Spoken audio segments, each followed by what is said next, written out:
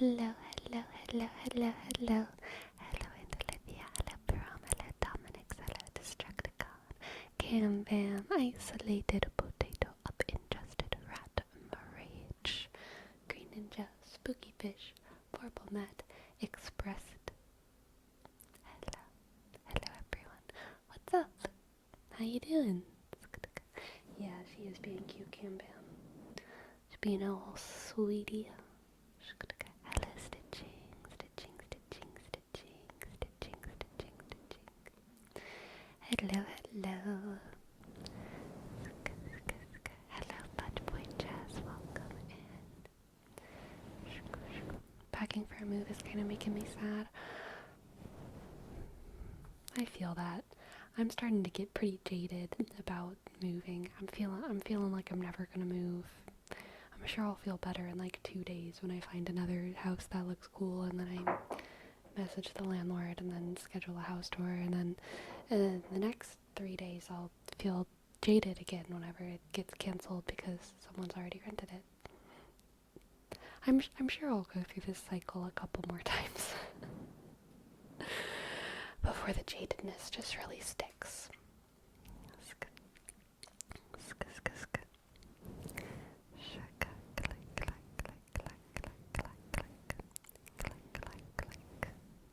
Before you found out the roof is made for rats? Honestly, I think that sounds pretty cute. I've been watching a lot of rat videos on YouTube Shorts. Rats are very cute. I do like rats.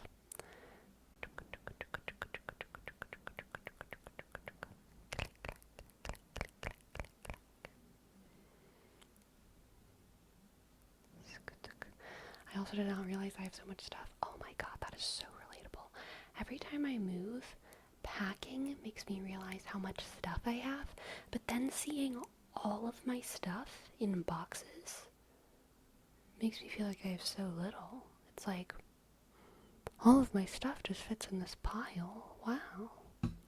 All of my stuff is just in like a pile of boxes, and it's everything. That's amazing. I'm so bad at getting rid of things. I used to be bad at getting rid of things, but I've gotten a lot better at it as I've gotten older. Just throwing things away. Also, I'm just realizing right now that I have these guys like thrown over here because I was recording last night and I forgot to put them back.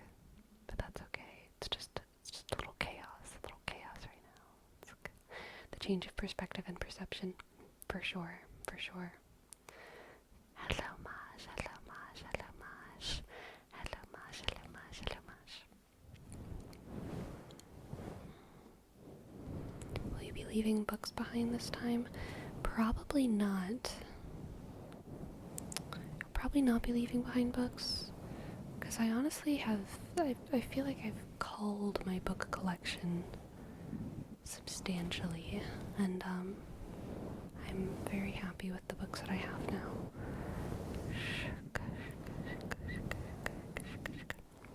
Oh, thank you, Fudge Boy Jazz. I really appreciate it.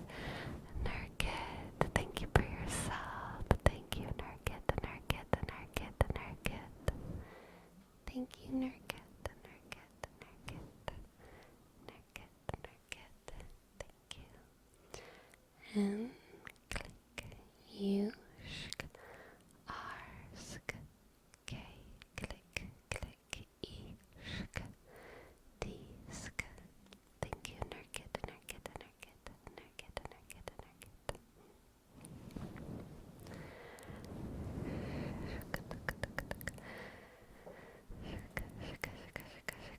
Did everyone do their push-ups today? I did not do my push-ups today, but I'll probably do them after stream. I'll do some wall push-ups or something. I saw you on YouTube like 4 months ago, and this is the first stream that I'm going to be sitting through entirely. Oh, wow. I mean, it's a little bit early to say you'll be here the whole time. Who knows? Who knows? You might get bored. You might start wanting to leave. Hello, King Crimson. Hello, King Crimson. Welcome, welcome, welcome. And that's okay if you do express tea. That's okay if you do. Sleepy, I'm out of nooch. I must brave the outdoors and head to Winco this week. You must. Get you some nooch. I have a lot of nooch. So I have an issue where, this is gonna get a little bit convoluted, but, white salt, fine, but pink salt makes me super, super nauseous. I don't know why. I told one of my friends about it, and he was like, magnesium. You must have magnesium issues. I have no idea if that's true, but pink salt always just makes me super nauseous, even if it's just a tiny little bit that I eat. I googled it, and the Google did not help. Google was like, if you eat too much salt, you'll get nauseous, but too much salt is not the problem. I do not eat that much salt. I'll eat fruit all day, and then have dinner with a little salt. And if it's pink salt, I will get nauseous. So, a couple weeks ago, I made a salad that I put pink salt on because I was like, maybe my other pink salt was just bad, and this was a new pink salt. So I was trying a different one, and I also put nooch on it, and I got really nauseous, and ever since then, nooch has not done it for me. You know what I mean? It's not the nooch's fault, but I've been laying off the nooch because of that experience, and I need to get back on it eventually. But because of that, I have a whole bunch of nooch. So you know what, Destructicon? You can just have my nooch. Exactly, I got the Pink Salt Association.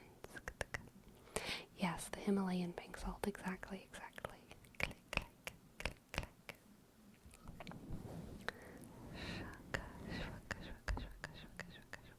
Pink salt tastes different?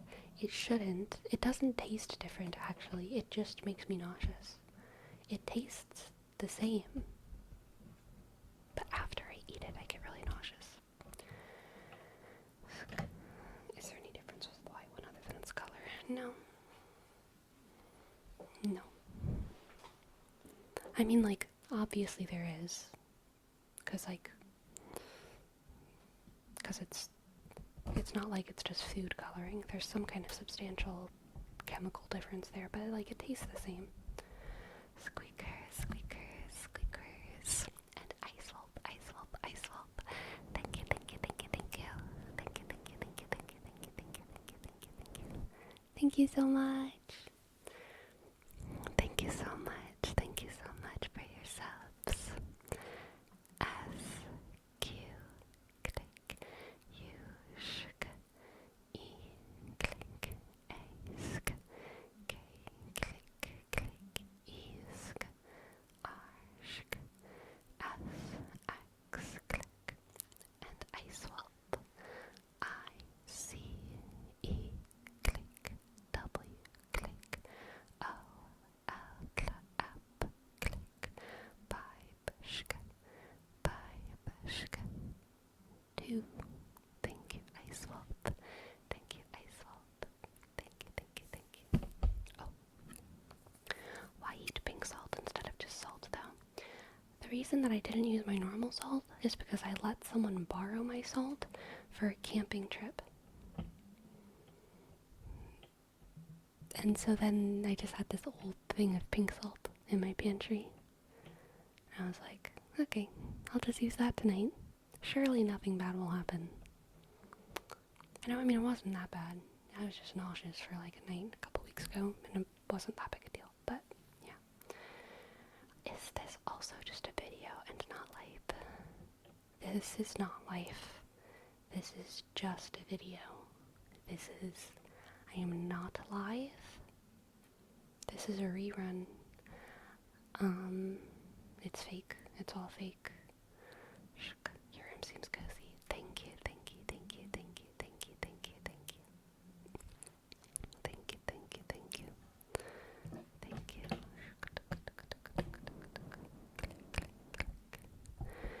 Click, click, click. Nazu, nazu, na. Nazu, nazu, na. Thank you. Thank you, nazu, nazu, na. Nazu, nazu, na. Thank you. Thank you, na, na, na. N, click, he, shk, z, shk, u, sk. N, click, he, sk, z, shk, u, sk. N, shk, a, click. Sorry for the bonk, Nazu. Thank you so much for your 3 months. Thank you, thank you, thank you, thank you, thank you.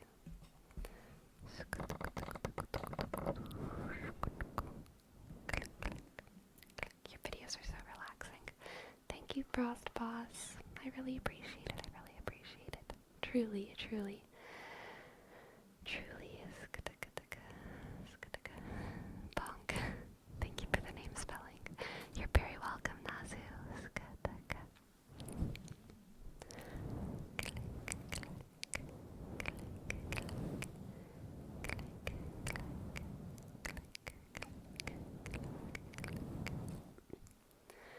Oh, Jerome. Thank you. I'm glad you liked the most recent video. I really liked the recent video too. I thought it was so fun to record. It was so fun to edit. And I really liked the way it turned out. But the singing videos never do well. So the affirmations do soothe the spirit.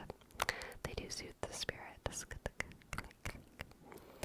But yeah, I thought it was really, really fun.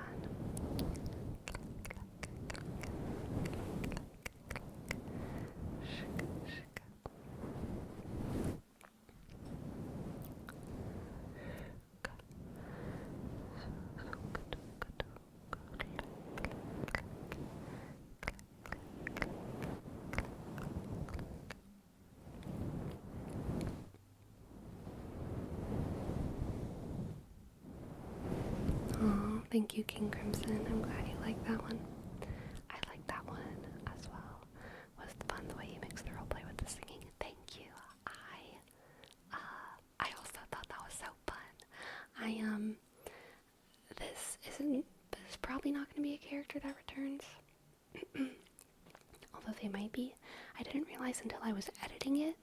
But when I was editing it, I realized that even though it's kind of like,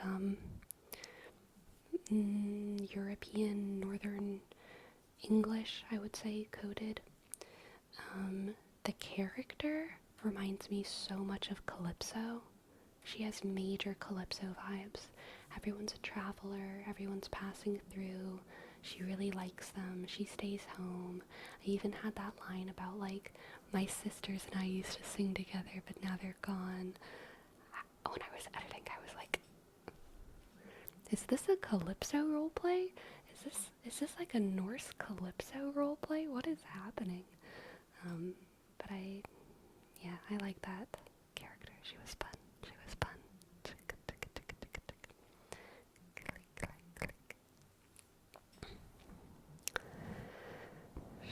Did you come up with all that on the spot, or you had a plan before? On the spot. Always.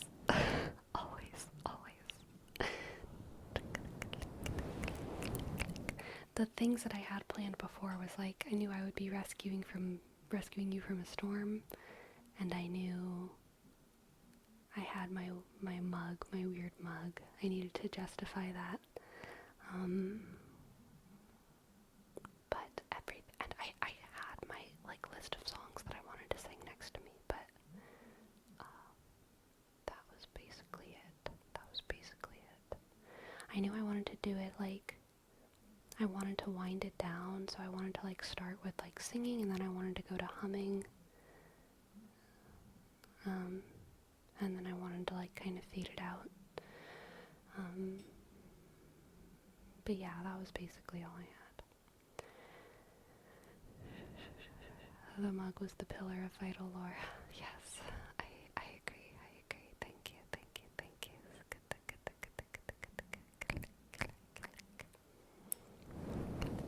I was too tired to look at the mug. That's fair.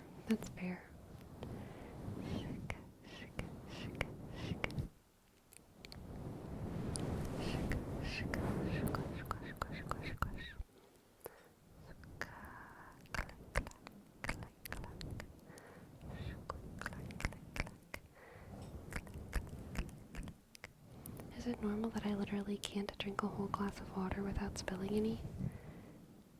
I don't think that's normal. Do you have a TikTok? I actually just made a TikTok a couple days ago, and I'm just gonna use it for stream clips basically. There's only one TikTok on it, and it's one stream clip. Then I'm gonna do more.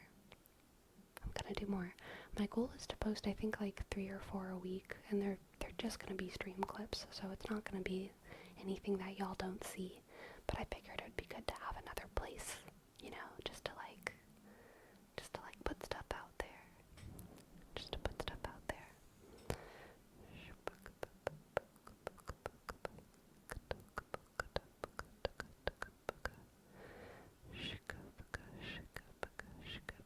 Is the app the same as Twitch? There's only one Y instead of 2 at the end. Just one Y.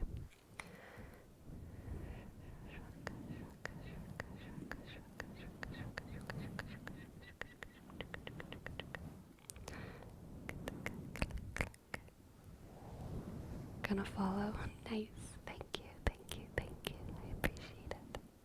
Where'd the cat go? I don't know. She's off. Oh wait, I do know where she is. She's doing her funny little sit inside the bookshelf thing. She likes to just get inside the bookshelf sometimes. just sometimes. She likes to smush herself inside there.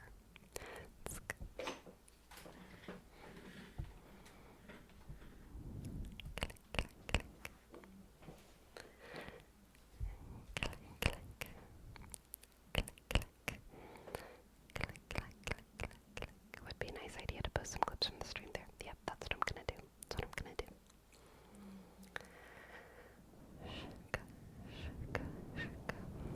No, Runewood. I don't have my little squishy animals anymore, so probably not gonna make any more of those.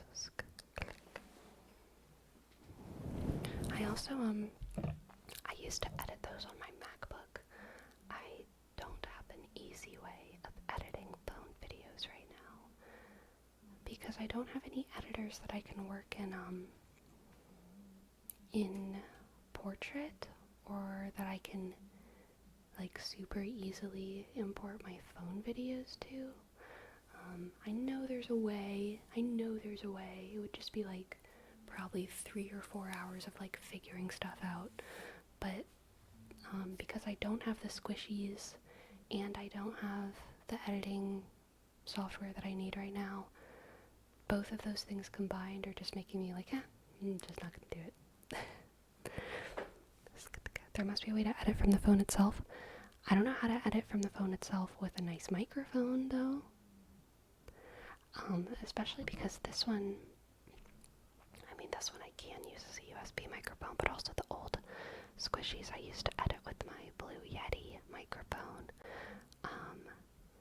And that doesn't work anymore, so yeah. What editor do you use? Look, we don't talk about what editor I use, okay? We don't talk about what editor I use.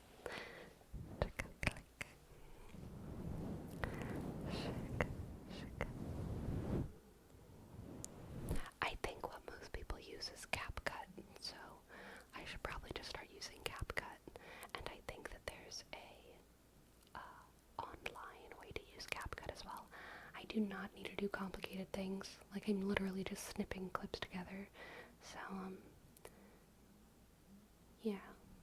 It doesn't need to be super fancy stuff.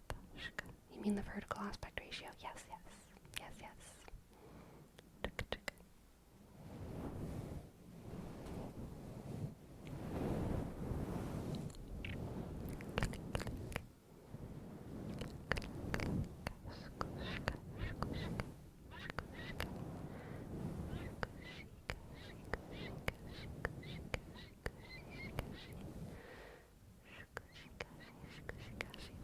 I've gotten that before, Prosper, especially when I wear this.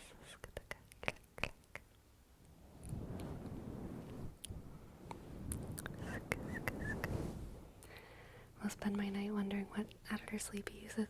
Good. Good. Just keep wondering. Keep wondering.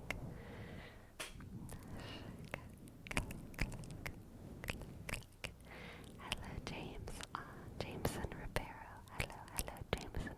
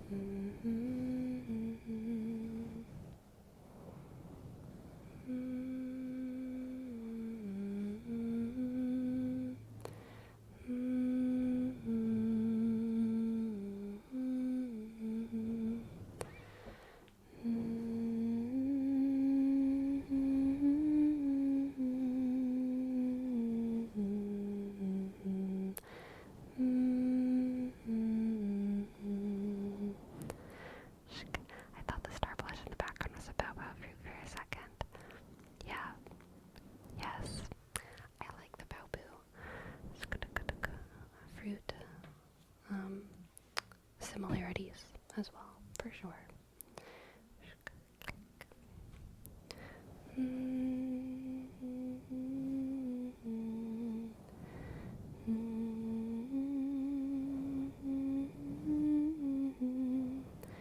Do you have any ghost stories?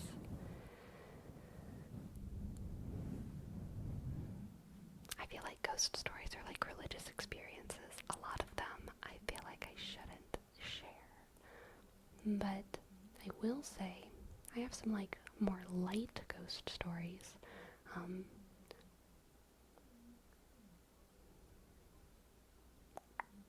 Really just one. Hello Sinjope, hello Sinjope, hello Sinjope.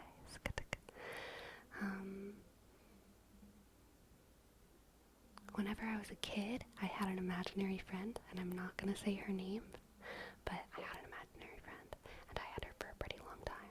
And then whenever I was older, I think on my like 10th birthday, I remember going out to eat with my dad for my birthday, and he was like, you know, it always kind of freaked me out that you had that imaginary friend, because the family who owned this land a long time ago had that name. And I was like, what? And he was like, yeah, kind of creepy.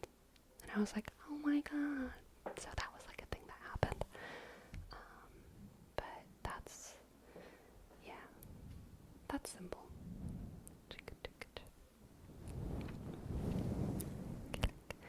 Do you think she'll ever come back? I mean, like, it's hard to tell if she hasn't already sometimes, you know what I mean? Like, there's totally times when she's almost more of like a guardian angel, sort of. I mean, not actually a guardian angel, but like she's like a good spirit if she does exist. She feels like she's good. And there's definitely been times when I've felt scared before, and I've like felt as if she was there. But I mean, like, brains do weird things. Brains do very weird things. So, who's to say what is real and what is just brain?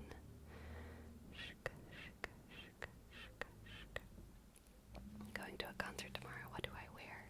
Glitter. Glitter, glitter, glitter, glitter, glitter. Glitter, glitter. You must wear glitter, my friend. Depends? No, again, it does not depend. Glitter. Glitter. Nothing depends. Glitter.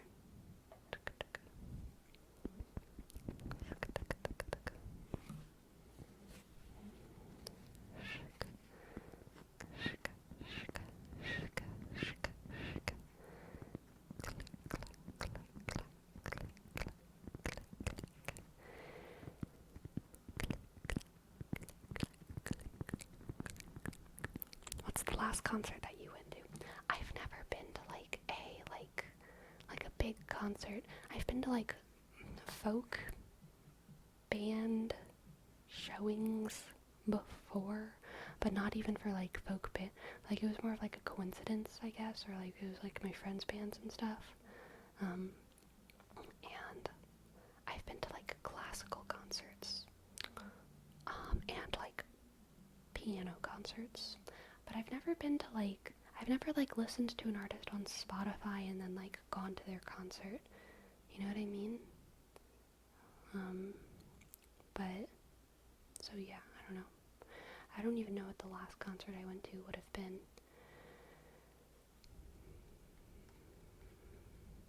There's probably something when I was in college. Probably one of the symphonies, the symphonic orchestra. I am never moshing in my life, Rome. Never. I am never going to mosh. I have no need, nor want.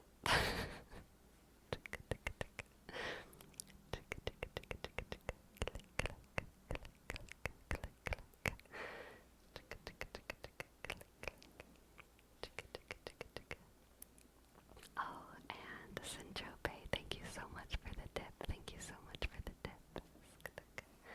Let's see what the cards have for you today. My notebook is in the way.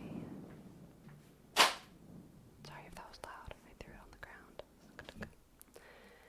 Never have understood the appeal of mosh. I understand the appeal. There's a lot of people who have like a lot of pent up energy. People who are like a mix of touch starved and also like aggression starved. Like they have a lot of just pent up stuff and they want to shake it out and also touch people and feel a sense of chaotic brotherhood or sisterhood or whatever. I understand it. I just like, scratch the itch in other ways. And moshing would just like not be the way that I would ever want to scratch those itches for me personally.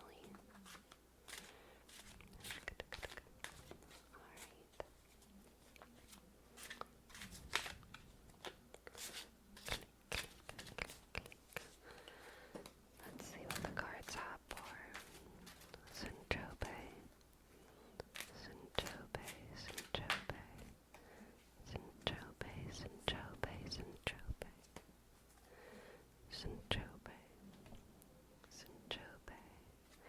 We have the Fool, the Five of Pentacles, and the Hermit. The Fool, the Five of Pentacles, and the Hermit.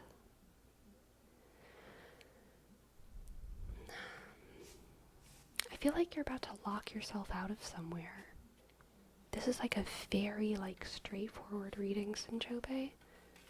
Like super straightforward. I think you asked for a general reading.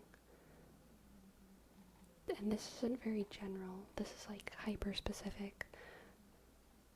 But I literally feel like just be careful not to like lock yourself out of your car or like your workplace. Because the Fool and the Five of Pentacles paired with the Hermit is almost giving me like stay inside energy or else you're gonna get locked out. Stay inside or else you're gonna get locked out. Because something is broken. The key, the door, the login passcode thing. If you log out, you're never logging back in again. This could also be like, make sure to save your work. Make sure to save your work because if you... I'm getting the energy that you're gonna like pull away from something too fast and then it's gonna disappear with the Fool and the Five of Pentacles. Like you're not gonna save and then your computer's gonna like blue screen and then something's gonna be lost. And so the Hermit here is telling you like stay stay in. This is not like a profound hermit. It's like a very straightforward, practical hermit. Stay logged in. Save your work. Stay logged in. Save your work. Or like make sure all of your keys work. You know? Let's pull another. Let's do an oracle card. Oracle card. Oh god, that scared me. It's okay. Oh my god. I thought I was shuffling, but I wasn't. It's just this like booklet. That's embarrassing. There we go. What do the cards have for Sinchope?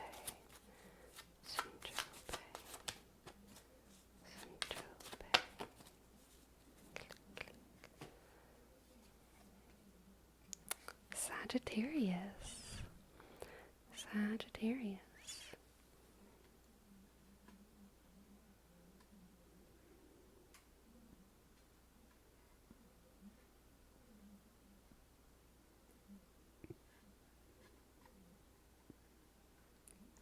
I feel like Sagittarius here is encouraging you to be very, very present. Okay, this whole reading I think is really just like a pay attention reading. Pay attention, because I feel like you're at risk right now, Sinchobe, for just like accidentally kind of fucking up. You're at risk for just like having that lapse in concentration and not saving your work enough, for locking your key inside your car, for doing one of those things, you know what I mean? Just pay attention. Be present. Be present. Be present. Be present. Pay attention. Pay attention. You can save yourself from this bait. Exactly, potato. Focus. Focus and chope. Focus and chope. Focus, focus, focus, focus. Focus, focus, focus, focus, focus. Focus, focus, focus, focus. Thank you for letting me read for you.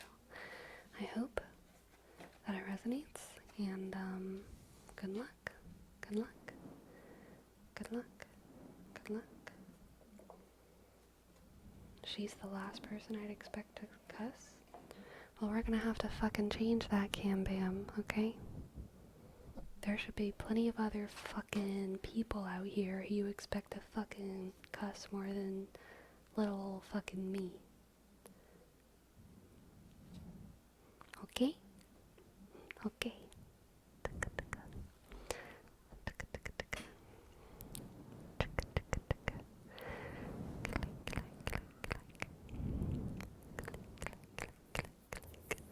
Sleepy every time you cuss. A baby squirrel gets sad.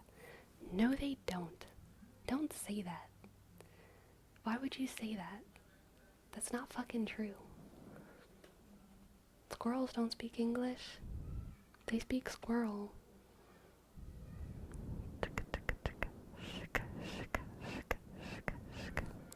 Did you do something different with your hair? It's just really messy right now, but I'm glad you like it. Glad you like it.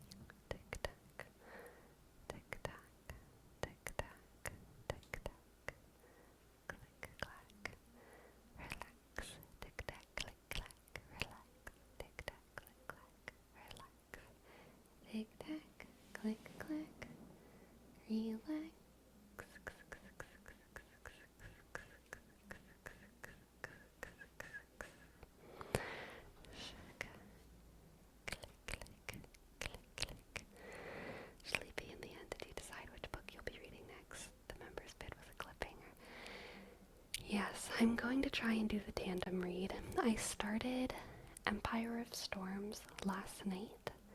Empire of Storms and The Tower of Dawn are the two books that are the tandem read. And I only read like the first chapter, so like 5 pages or something, because I was like, oh, actually, I have an issue. I have an issue with flashbacks.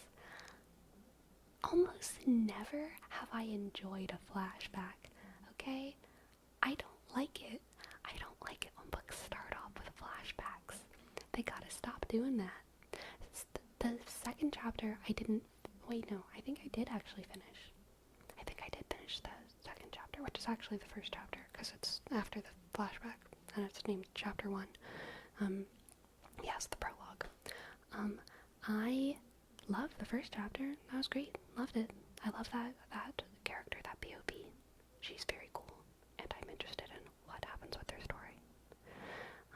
And there was some mysterious stuff going on, so I'm excited to see what's happening there. But man, oh man, I think the person who does flashbacks best is Brandon Sanderson. There's been many Brandon Sanderson flashbacks that I become invested in and enjoy and I'm cool with, but like a lot of the times, flashbacks, they don't do it for me, especially at the beginning of a book, because like whenever I begin a book, I like want to start reading the story, you know what I mean? I want to start reading the story. Exactly, CEO, exactly.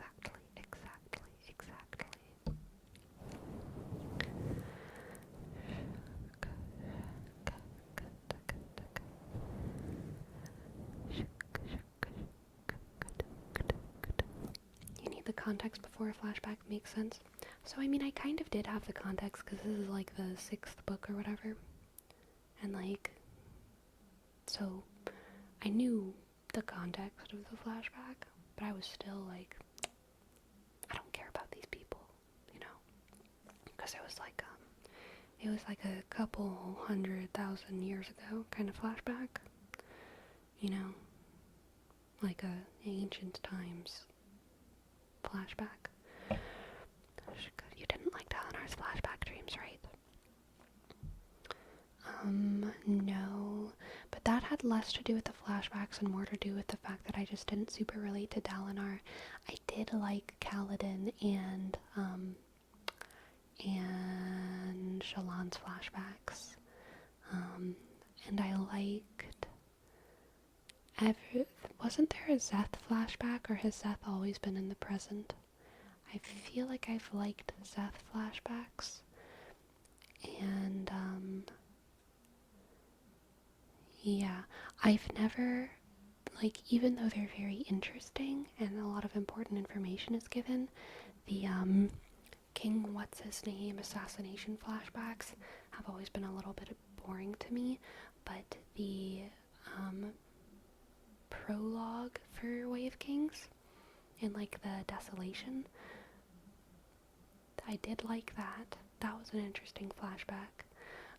But no, that was the forward, wasn't it? Forward, then prologue? I can't remember. But, yeah. Favorite flashbacks? Probably Kaladin in Way of Kings. I was, like, thoroughly invested for all of Kaladin's flashbacks in Way of Kings. It felt less like a flashback because they were throughout the book. It felt almost more like another perspective of the book. It was just like another perspective storyline that was like a long time ago. You know what I mean?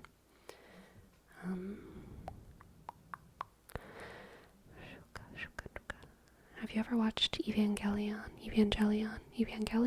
Why do I want to say Galleon? Evangelion. Why do I want to say Evangelion? I have. I got it from Blockbuster when I was a little kid. But I don't remember too much of it. But I have seen it.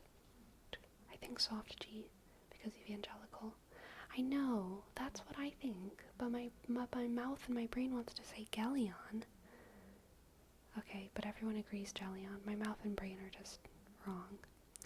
when you were a kid?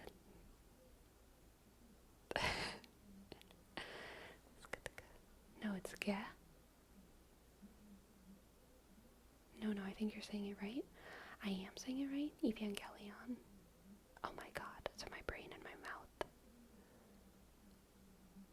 are correct. Okay. Evangelion. Okay. Okay, cool. Good job, brain and mouth. Good job.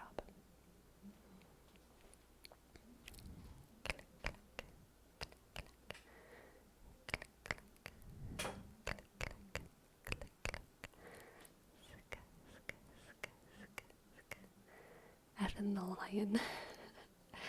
Evan the Lion? Have I seen Evangelion? Oh, you mean Evan the Lion? I think I've seen that. The first anime I ever saw was the first Berserk anime. I think I was like 8.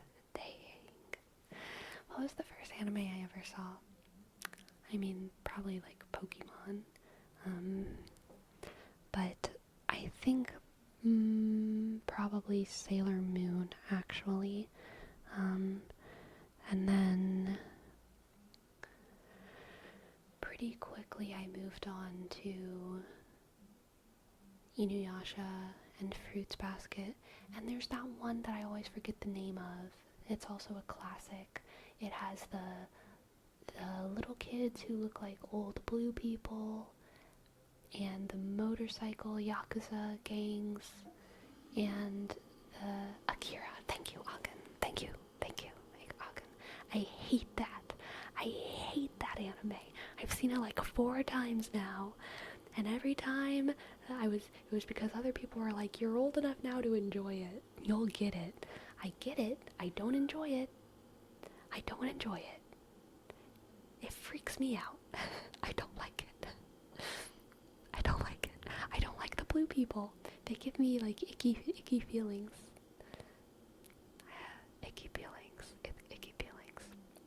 I do like Cardcaptor Sakura, but Ghost, I watched that one a little bit later though.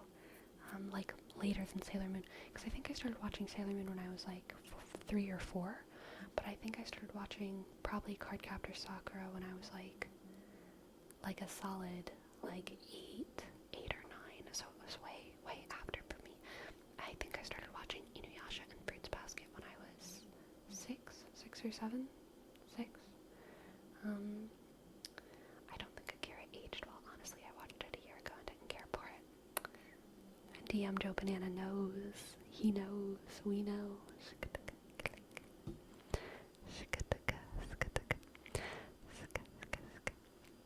What were my other early anime?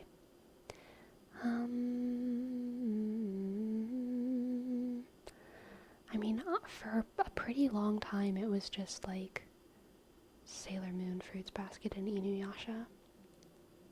I feel like it was like just those for maybe until I started watching Cardcaptor Sakura.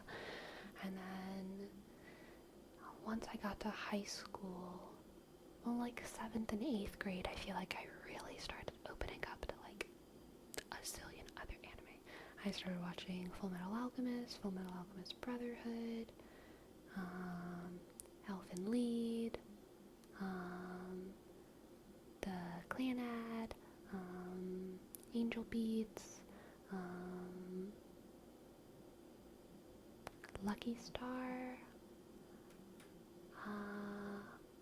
Death Note, all of the anime that everyone watched. Haruhi, yes, the Melancholy of Haruhi Suzumiya, yes. Oh, and Ouran High School Host Club, classic. I like Vinland Saga. Vinland Saga has been heavily recommended to me, and I've considered watching it, but right now, next on my list is Rising of the Shield Hero Season 2. I only have, I think, 1 or 2 episodes left of free run, but I'm saving them. For the perfect night. My 1 or 2 last episodes of free run. Carlos, thank you for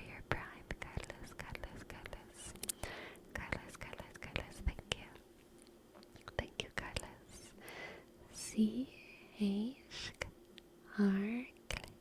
L-O S1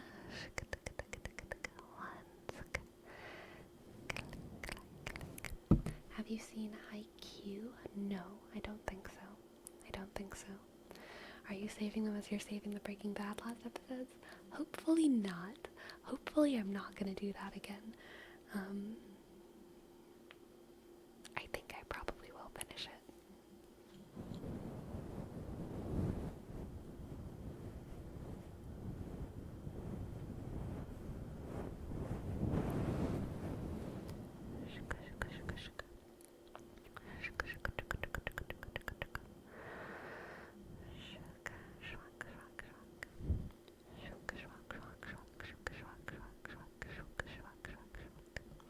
The last episodes of Sherlock? The Benedict Cumberbatch Sherlock? Dang.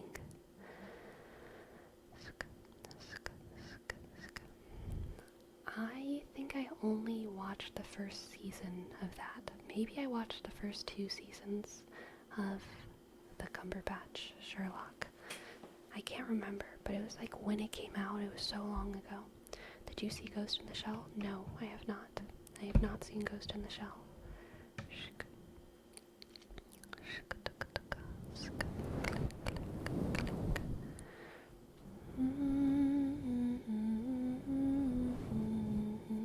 Became too meta. That's how I felt about Community. I loved the first couple seasons of Community, but it overdid its own bit. You know what I mean? Which is like kind of the point. I understand. It's kind of the point. But it was too much for me. It made me not enjoy it as much. It was just too meta. Too meta. It doubled and tripled down. Yes, exactly. Game of Thrones ending. I've actually been thinking about rewatching Game of Thrones lately. Not to the end, but like the first three seasons. The first 3 seasons or something could be fun. But I'm probably not gonna because I have other stuff. But it's been on my mind. I've also been thinking about rewatching Lord of the Rings lately because I've been on the Lord of the Rings lore side of YouTube.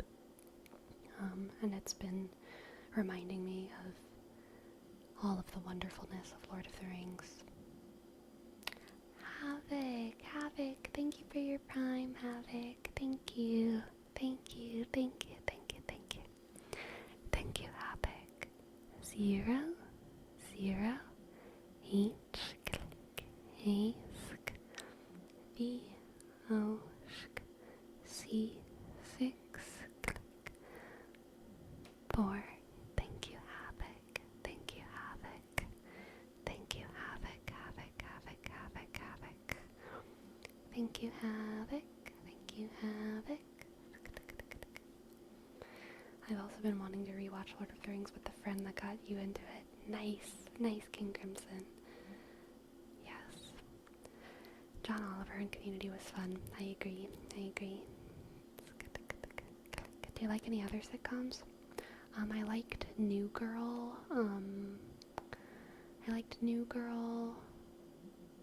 New Girl was probably my favorite sitcom, honestly.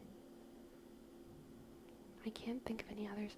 I'm not a huge fan of The Office or the Parks and Rec.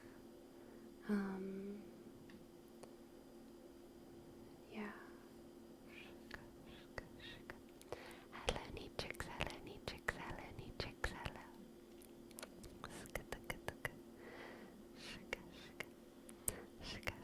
Silent Voice. I watched Silent Voice, but I fell asleep. But before I fell asleep, it was really good. I was more of a Friends kind of person. I didn't watch Friends. What did I watch? I know I've watched more sitcoms. I tried Kimmy Schmidt and The New Place, and I actually think I finished both of them, but I didn't enjoy them as much as New Girl. I just watched them because I finished New Girl. Honestly, The Good Place, I think, is like kind of overrated, but it's fine. It's fine. Kimmy Schmidt was not good. Not at all. I like mostly just had it in the background, and I felt disappointed. But The Good Place had some moments of being good, but I was still mostly kind of disappointed by it.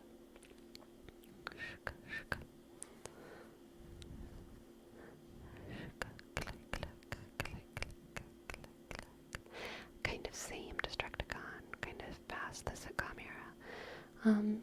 One of my friends tried to show me It's Always Sunny in Philadelphia, and I enjoyed a couple episodes of that, but like I would never continue it, probably.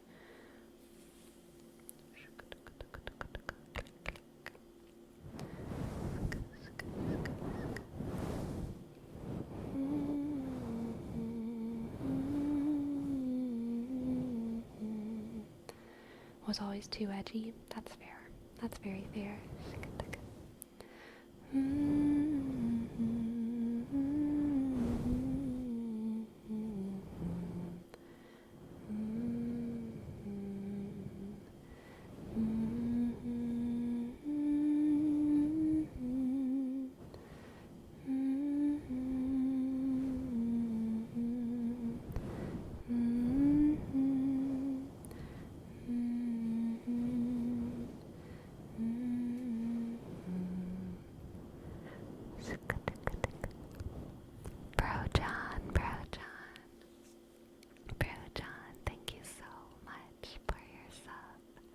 Thank you, Bro John. Thank you, Bro John.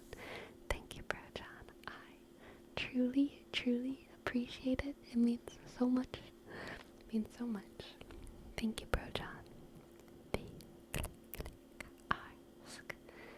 B-I-0 J O M. Thank you, Bro John. And Nino Agent. Thank you for your raid. Hello, welcome raiders. Hello. Welcome in. Thank you so much for the raid. Thank you. Hello, everyone. My name is Sleepy. I make ASMR on Twitch and on YouTube, and it's so very nice to meet you all. Hello. I hope you've all had a wonderful stream. And Nino, please feel free to go and take care of yourself, whatever way you need to unwind after a stream. Thank you so much. Thank you so much for your raid. We've been talking about nostalgic TV shows, anime and sitcoms mostly. Anime and sitcoms, talking about what's good, what we didn't like, what aged well, what did not age well, blah blah blah. It was their first ASMR stream. Aww, that's so cool. They think you're epic and awesome? Oh my goodness. No, what? I'm so flattered. Thank you.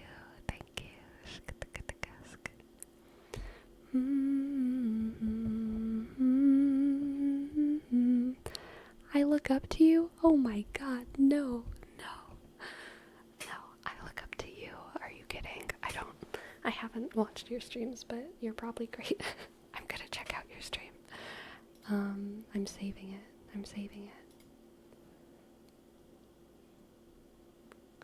Oh my gosh, you're a VTuber? I love VTubers. We support VTubers here, okay? I will absolutely watch some of your VODs. Check you out. Thank you again for the raid. Thank you so very much.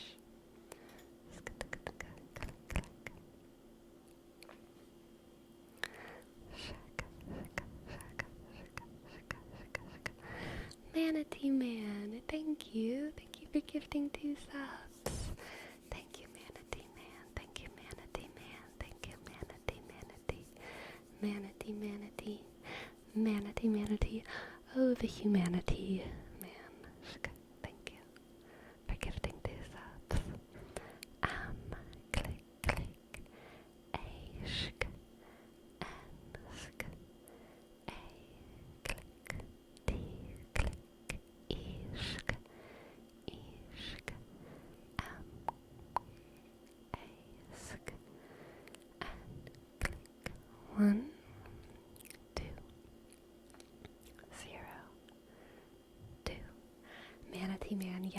superhero of the sea whenever these coastal cities are in danger.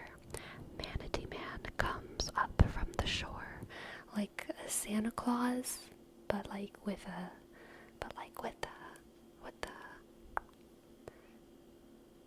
entourage of manatees instead of reindeer. Into the city to save the world, to save the world.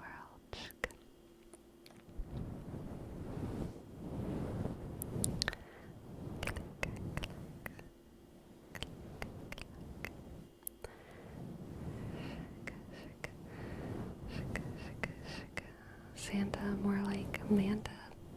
True. True.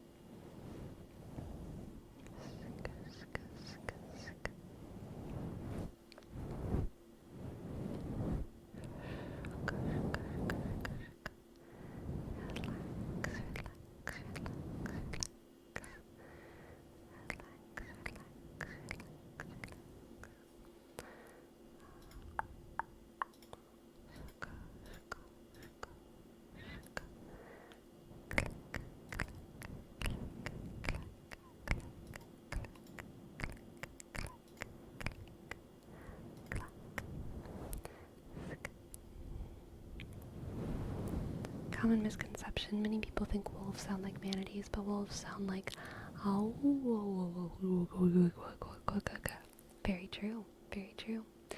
Fun fact about manatees, they are extremely fascinating creatures. They have the ability to eat, sleep, and breathe at the same time. What? Amazing.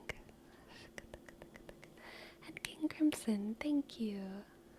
Thank you so much for your tip. Thank you.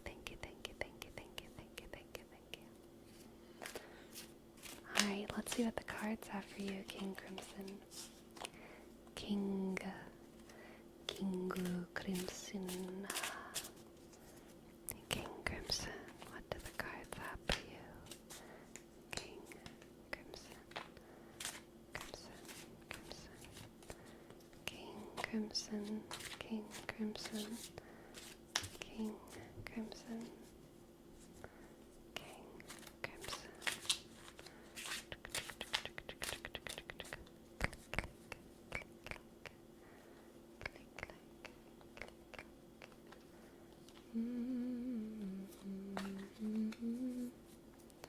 Let's see. We have the 10 of Swords and Death and the Sun. Okay, King Crimson, this is going to be something that you don't want to end, but whenever it does end, you're going to realize how much better your life is without it. Okay? I think there's something that you're kind of anxious about finally being over. This could be a career path, a school thing, a relationship, a living situation. It's time for it to end. And it's something that is not going to end. It's probably not going to feel good when it ends. Maybe it's going to be like not the greatest moving out experience because you and your roommate kind of hate each other now and you all started out as friends and it's like a very awkward thing, but it needs to end. Or it's going to be, like a relationship that you've stayed in out of principle, out of investment, out of all of these things. But it's just gotta end because it's so much more sad than it is good. and you're nervous and sad about it ending, but as soon as it ends, oh my God, is it gonna feel good? Oh my God, is it gonna feel good, okay? The sun is gonna come out, you're gonna feel like you can breathe freely, you're gonna feel like you can do anything you want, you're gonna be excited to move on, alright? You're gonna be excited to move on. If this is a job, again, it can kind of be like you've invested so much in this job, your boss is always telling you that they need you and that they love you and that blah blah blah blah blah, all these things, so you have all this pressure and all these reasons to stay, but as soon as you're out the door and you know it's the last time, you don't give a fuck about your boss. And all you needed was to quit, to all of a sudden like not care, and it feels so good. It feels so good. I feel like you're gonna have that kind of moment soon. It's gonna be a kind of painful ending, and it's gonna just make the sun come out afterwards. Let's get some more cards for you. We have the Nine of Wands, and the Five of Wands. So I think this is definitely, like, letting you know that you need to, protect yourself from something. I don't know if the fallout from this kind of thing might be a little bit, chaotic, but yeah, I think there will be some fallout from whatever situation this is that you're leaving, and so you need to guard your emotions. And also, like, with this Nine of Wands, there's a sense of like needing to guard yourself physically, make sure to stay out of kind of volatile like areas, because I think that there's gonna be some chaos emanating from this ending, this termination. And let's get one oracle card for you. We have Habibi.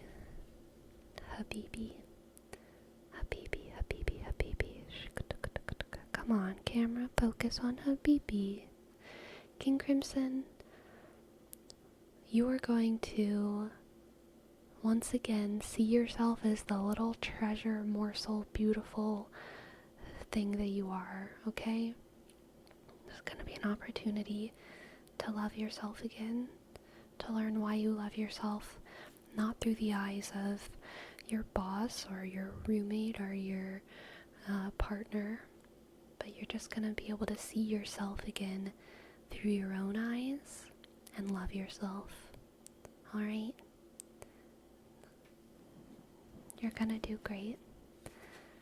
Thank you so much for letting me read for you. I hope that resonated in some way. Good luck. Good luck.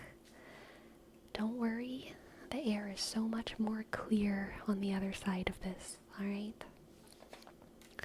The air is so much more clear on the other side of this.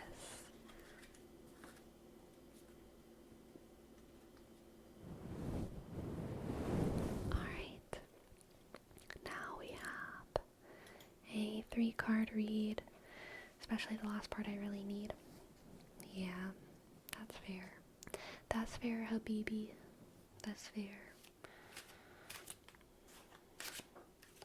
I think a lot of us can benefit from trying to remember to love ourselves through our own eyes, you know? Let's do a read for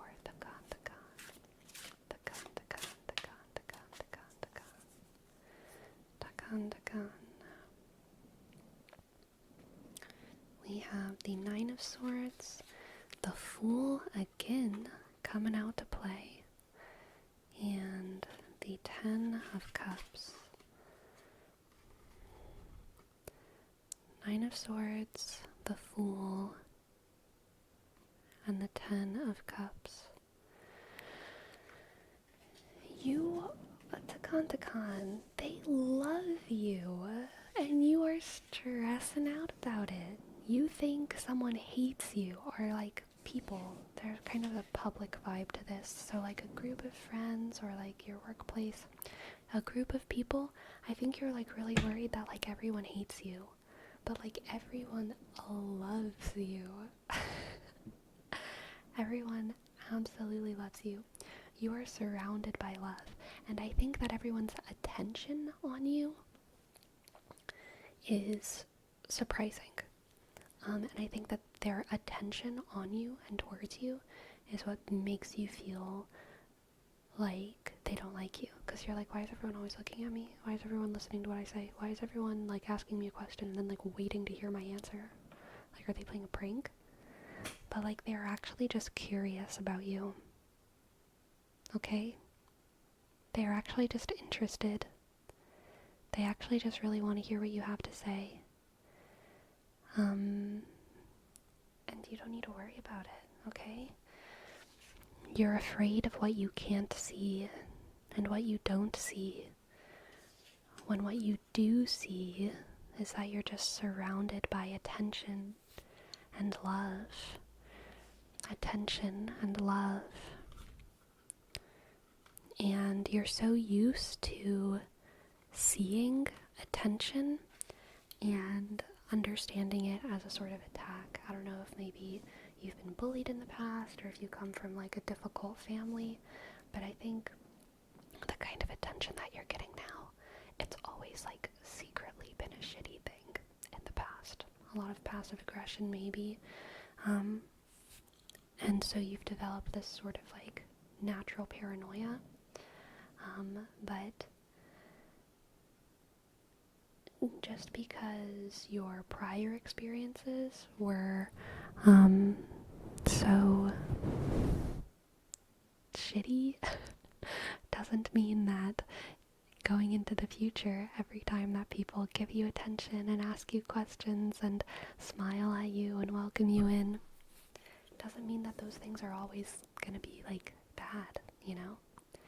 You were unfortunately like taught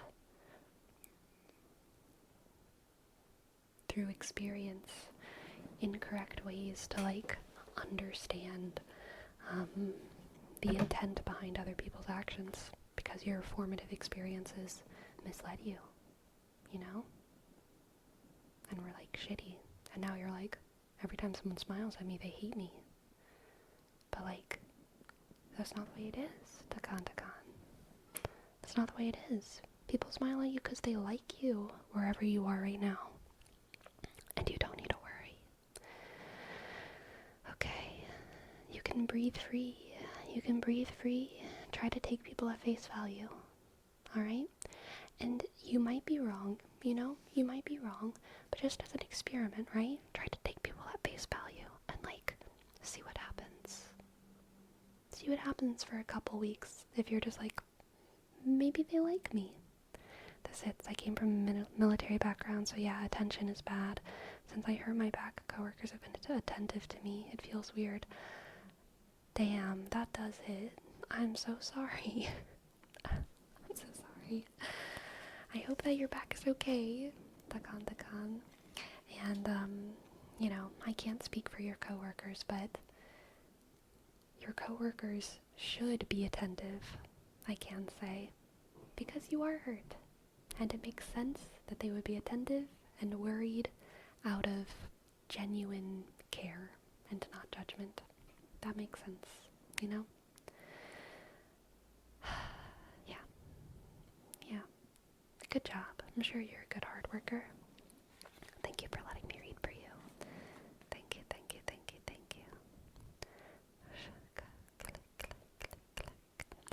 Alright, let's do a reading for Green Ninja now. Green Ninja.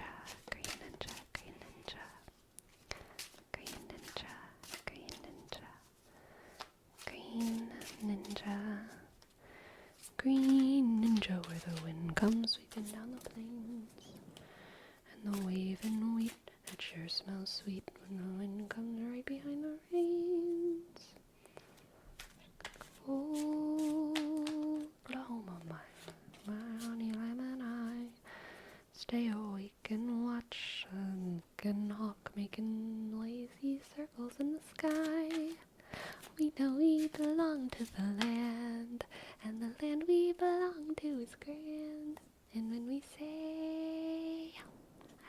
radio. Yay! You know you're doing fine, Oklahoma, Oklahoma. Okay. Sorry for the interlude. It was necessary. This is the Green Ninja card. Alright. We have the Two of Pentacles, the Page of Cups, and the Empress. Okay. Help is on the way. Help is on the way, Green Ninja. I don't know what's happening, but help is on the way. I feel like you're juggling some stuff right now. You have a lot of responsibilities. You're doing stuff. There's a lot going on. Help is on the way. The Page of Cups, good news coming in. Someone's going to come and relieve just a little bit of this burden. And hopefully this horrifying Dark Souls noise outside. I have no idea what that is. Oh, thank you. It stopped. Am I supposed to censor this? Maybe. And once that relief comes, once that burden is just slightly lifted, Green Ninja, there will be room for you to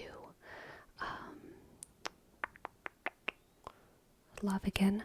The reason that I'm like hesitating when I'm speaking right now is because sometimes I have like, especially when I see like the Empress, I have like, and I think it's also because I mentioned Dark Souls, I started thinking about like woman metaphors. And I was like, I don't know if people want me to like, I'm having period metaphors come up in my head right now, and I feel like I need to think of another metaphor, but now my brain is stuck on it. But it's kind of like the feeling of something. Oh god, my brain is really stuck on things. Let's see, let me think of a good metaphor. Hello Nova, hello Nova, hello Nova. Whenever a burden is lifted, whenever your burden is lifted, there is a natural feeling of love being back where it's supposed to be, right? When you're too busy and too full of pain, it feels like your function in the world is actually terrible.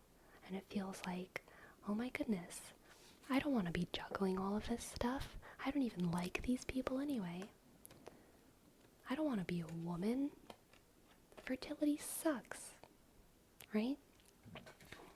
But as soon as the pain goes away, as soon as you get a little bit of help, it's great to be a woman again. It's great to be a woman again. It's great to have the ability to do what women do.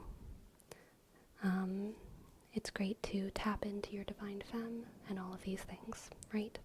So that's kind of the vibe here. I don't know what it is that you're juggling, Green Ninja, but I get the sense that you're working hard, you're doing a lot of stuff, and you're getting to your breaking point. But help is on the way, and as soon as that help is on the way, you're going to actually fall in love with what it is that you're doing again, because it's really, really hard to love it right now. It's hard to love it right now. It's hard to love it right now. Another example for this could be like you're in a relationship that's in a super rough spot, rough to the point where you're like, I don't even think I love my partner. And then you like see a really good therapist, like a couples therapist, and that's like it's like almost embarrassing like how much you just start like loving your partner again after you just like work some stuff out. And it's just because you had help, and the burden was relieved, and all of a sudden you're able to fall in love again with the point of it all for you. So yeah, don't know what you're going through, but help is on the way, alright? Help is on the way, and you're going to be able to fall in love with whatever it is you're doing again soon.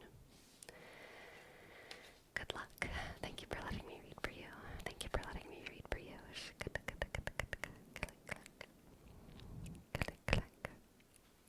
Alright. Now we have a reading for Agen, redeemed by 666. Reading for Agen. A reading for Agen.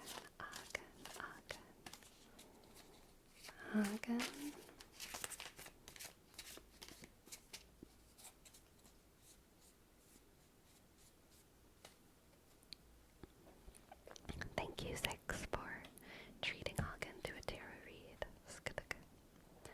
We have the card we must censor, Strength, Strength, Strength.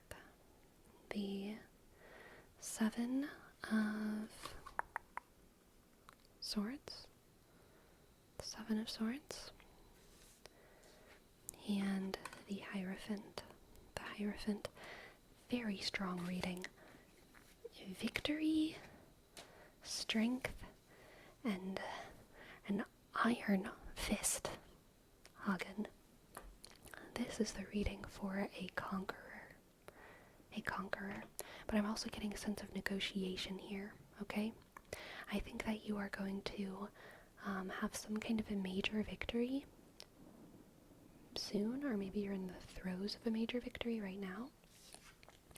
And the major victory is going to lead into some negotiations, contract signing, and, you know, officiating of certain responsibilities and duties moving forward. So be ready for that, you know. Victory is only half of the battle, really. After that comes managing the victory and being in charge. Hamilton moment. You think, wait, dying is easy, son. Living is harder. That's what it is. Dying is easy, son. Living is harder. Dying is easy, but living is harder. After the victory comes a lot of work. A lot of work to be done. A lot of work to be done. And you've got this, Hagen. You're smart. You're capable. Just be ready. Be ready to do a lot of fine print reading, okay? Okay. Thank you for letting me read for you. I hope that resonates. Wear your reading glasses. And congratulations on your victory.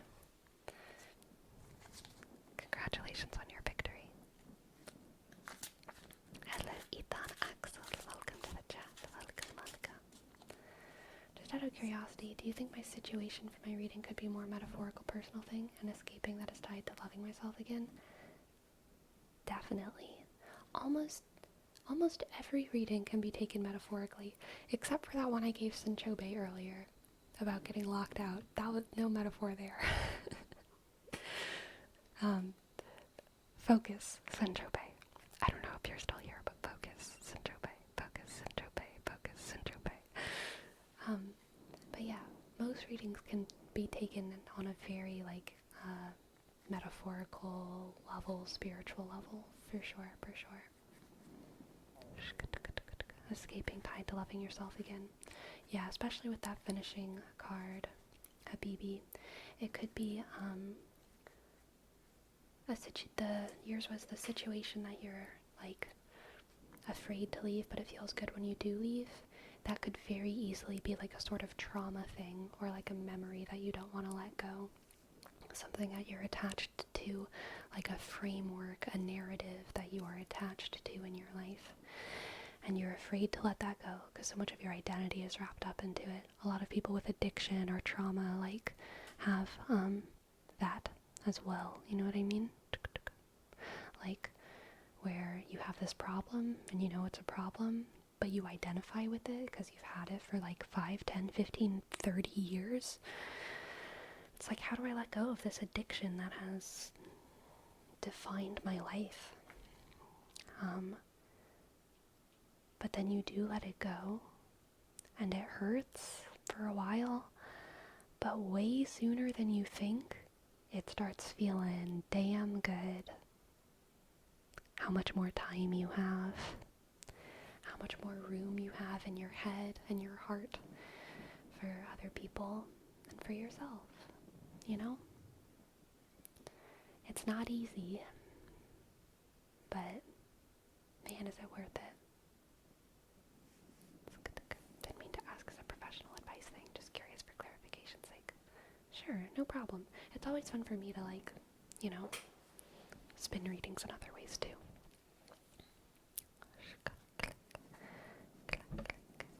Alright, let's do a reading for the Suya 24. Suya 24. Suya 24. Suya 24. Suya 24. Suya 24. Suya 24. We have Temperance. The Page of Cups.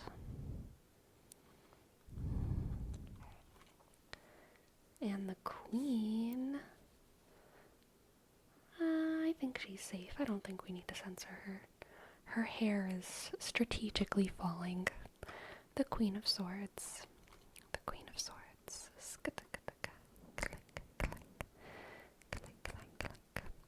Temperance, the Page of Cups, and the Queen of Swords.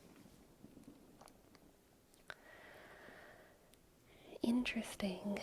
Suya, I feel like you are being called to, like, handle good news well. I think you're going to receive some good news, and your initial instinct is going to be to kind of reject it.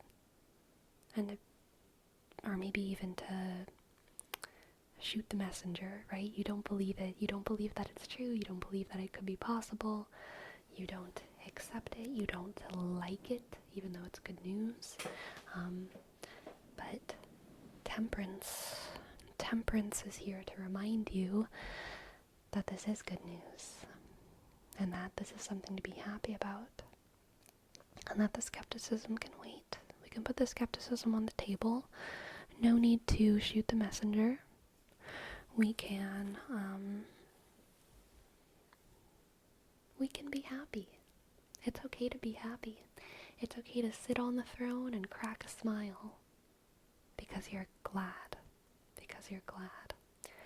This is kind of the vibe of, like, in the middle of a war, you're a queen, and your men are out in the city fighting a war and losing and dying, and it's sad.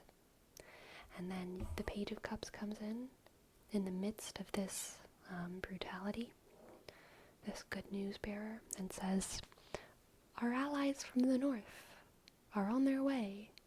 It's good news, but it's also, like, too late, and it would be easy to just be like, F the allies from the north. I hate them. Why did they wait 3 weeks?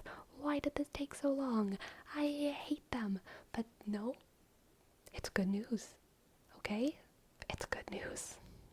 It feels shitty because your men are out there dying, but it's good news.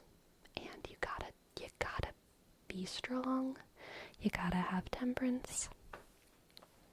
And you gotta just take it with grace, okay? Take it with grace, the Suya. I believe in you. I believe in you.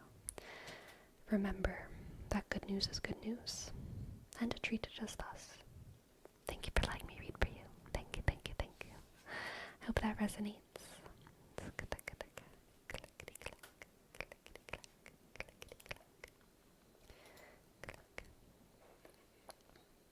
Exactly, Distracticon. The fact that good news isn't perfect doesn't distract from its positive nature. Exactly. Lemon, I am so glad that you're here and alive. Good night. Sleep well. Hello.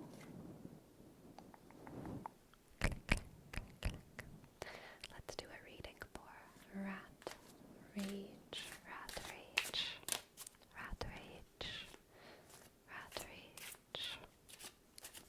Let's see what the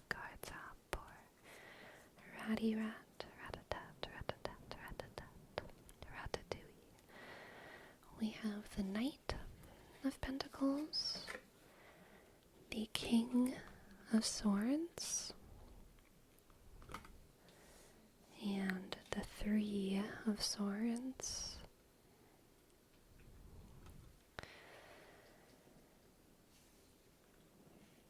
Ooh, let's see. Rat Rage. I feel like you have a really, really big hurt inside of yourself.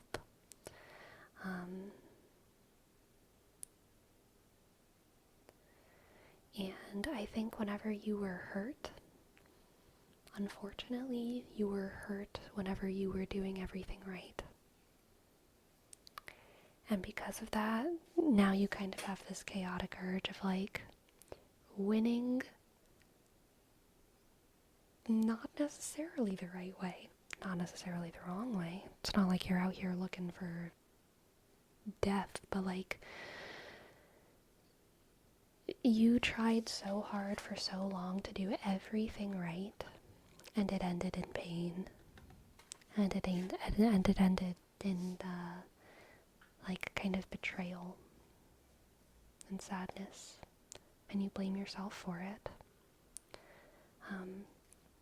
And so now you're just like, well, if doing everything right didn't work, then I'm just gonna do what feels good, and maybe it'll be right, and maybe it'll be wrong.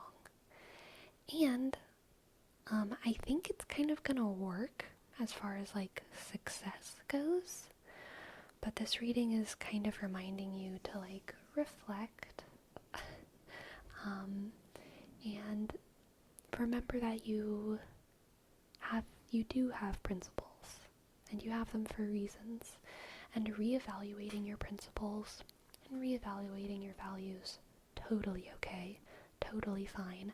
Not having principles that you used to have, totally fine, totally okay. Not living by rules that you used to live by, totally fine, totally okay. But you shouldn't be in denial of the fact that you do have values and principles, and while reevaluating them is fine and changing them is fine, living as if you don't care and living as if nothing that you do can hurt your sense of yourself is like not good, you know? Because eventually you risk losing touch with why you want what you want and who you are and all of those things, you know? So change your values, do what you want, have fun. And I'm so sorry that whatever happened to you, but don't lose yourself in your process of being the phoenix who rises from the ashes, okay? Don't rise from the ashes and be a crazy, smog, greedy dragon, okay? Be a phoenix. Be a phoenix. Be yourself. You've got this. Thank you so much for letting me read for you. Really accurate to my situation. Thank you so much. You're very welcome. You're very welcome. Thank you so much. I'm very glad it resonates. I'm very glad. Alright. Now let's do a reading for Zakrans. Zakrans. Zakrans. Zakrans.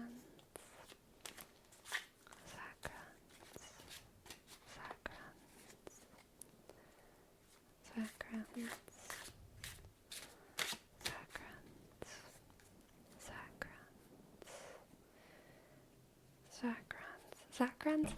I don't know why, but I have such a clear picture of you in my head, and I think it's because your name is a full sentence. Zakrans. Like, I just see it in my head. I see someone in a track uniform. Just, in my head, I like know what your hair looks like. There's like a number on you. Like, I see it so clearly. It's ridiculous. Okay, anyway, more people should have names that are full sentences, alright? It's great. Anyway, we have the Two of Pentacles. Two of Pentacles, Two of Pentacles. And thank you so much, Prometheus. I'll do your reading right after this. we have the Two of Pentacles, the Ten of Wands, the Two of Pentacles, the Ten of Wands, and the Ace of Swords. Oh my goodness, Zach runs, this is good. This is an efficiency discovery reading. You're gonna figure out an easier way to do something, and it's gonna be the thing that is like the most annoying thing. It's like an AI moment. Like AI is gonna like fix your problem. I don't think it's probably not literally gonna be AI, but like similar level of power. Like there's stuff that you're juggling, your hands are full, you are exhausted. And at first, whenever I pulled the Ten of Wands, I was thinking, and now you're just gonna say that you're done and you're gonna put it all down. But then when I saw the Ace of Swords, I was like, wait, no, you're not putting this burden down. This burden is ceasing to be a burden because you're going to realize that there is a much, much easier way to get this done. Okay? Like the printing press, sewing machines, fire. Prometheus moment. A Promethean moment is coming to you. Alright? Work smarter, not harder. Exactly, CEO. Exactly, CEO. I don't know what it is that you're struggling with juggling, Zach runs. But whatever it is that you're struggling with juggling to hold up and maintain, it's gonna get a lot easier soon. It's gonna get a lot easier soon. So keep your eyes and your brain and your ears out for opportunity, okay? For the opportunity for these burdens to be lifted. Alright? Maybe a young, impoverished Victorian boy will come to you looking for work. I'm kidding. Don't do that. Child labor is bad. But I hope that resonates, and thank you for letting me read for you. Thank you for letting me read for you. Thank you, thank you, thank you, thank you. Alright, Prometheus, thank you so much, thank you so much, thank you so much for your $20 dono for a tarot reading. Let's see what the cards have for Prometheus. Prometheus. Prometheus, Prometheus, Prometheus,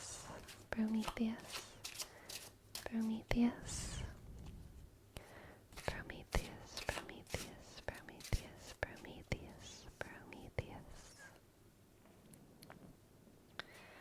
We have the Ace of Pentacles, the Ten of Cups,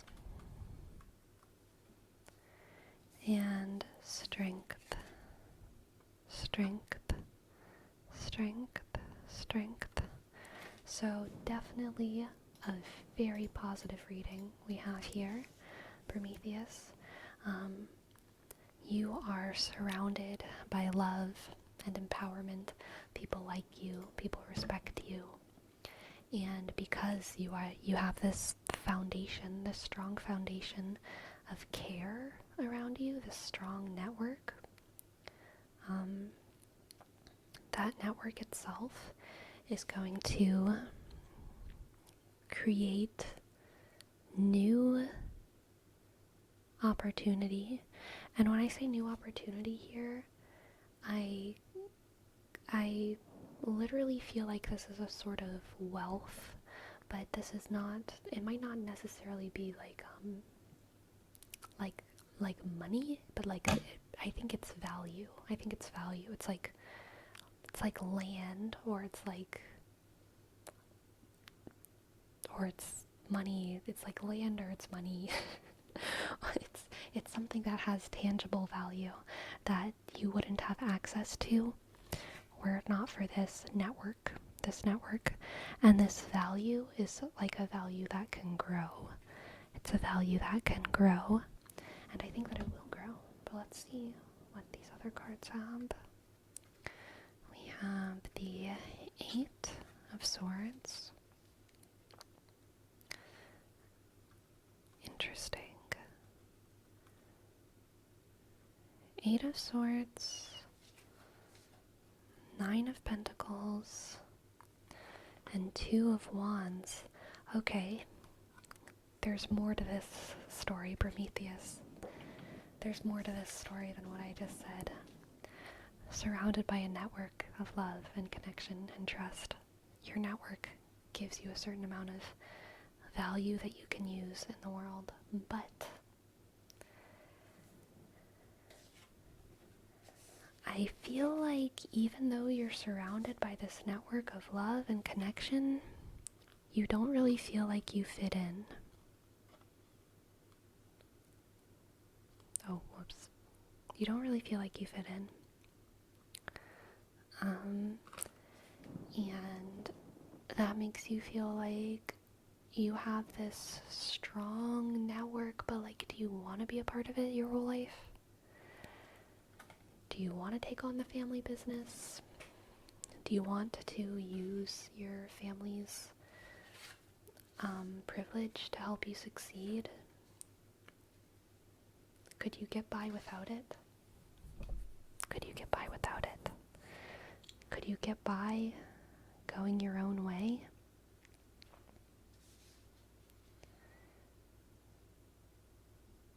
Can you let something so good go?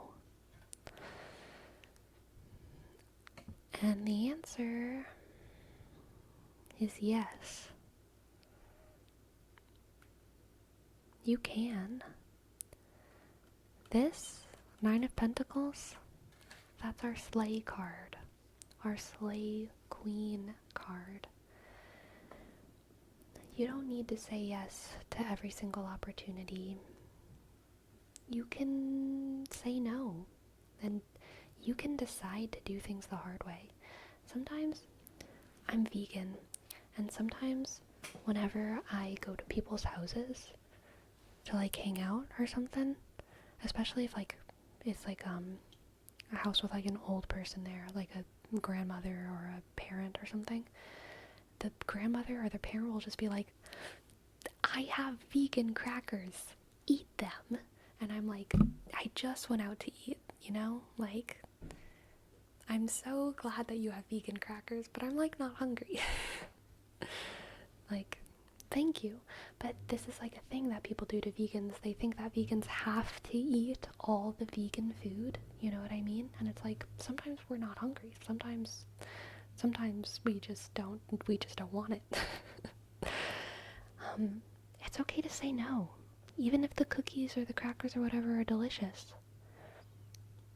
Even if you like have like been wanting them, maybe you like don't want to owe this grandma because you know, based on the gossip that you've done with your friend, you know that nothing is ever really a gift from them.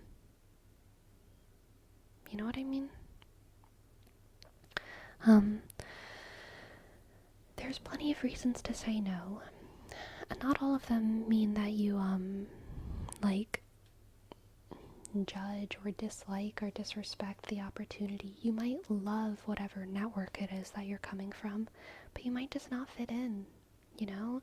You could have gone to graduate school for biochemistry and fallen in love with your professors and with your colleagues, written really good essays, done a really great job, but like accidentally like fallen in love with horticulture.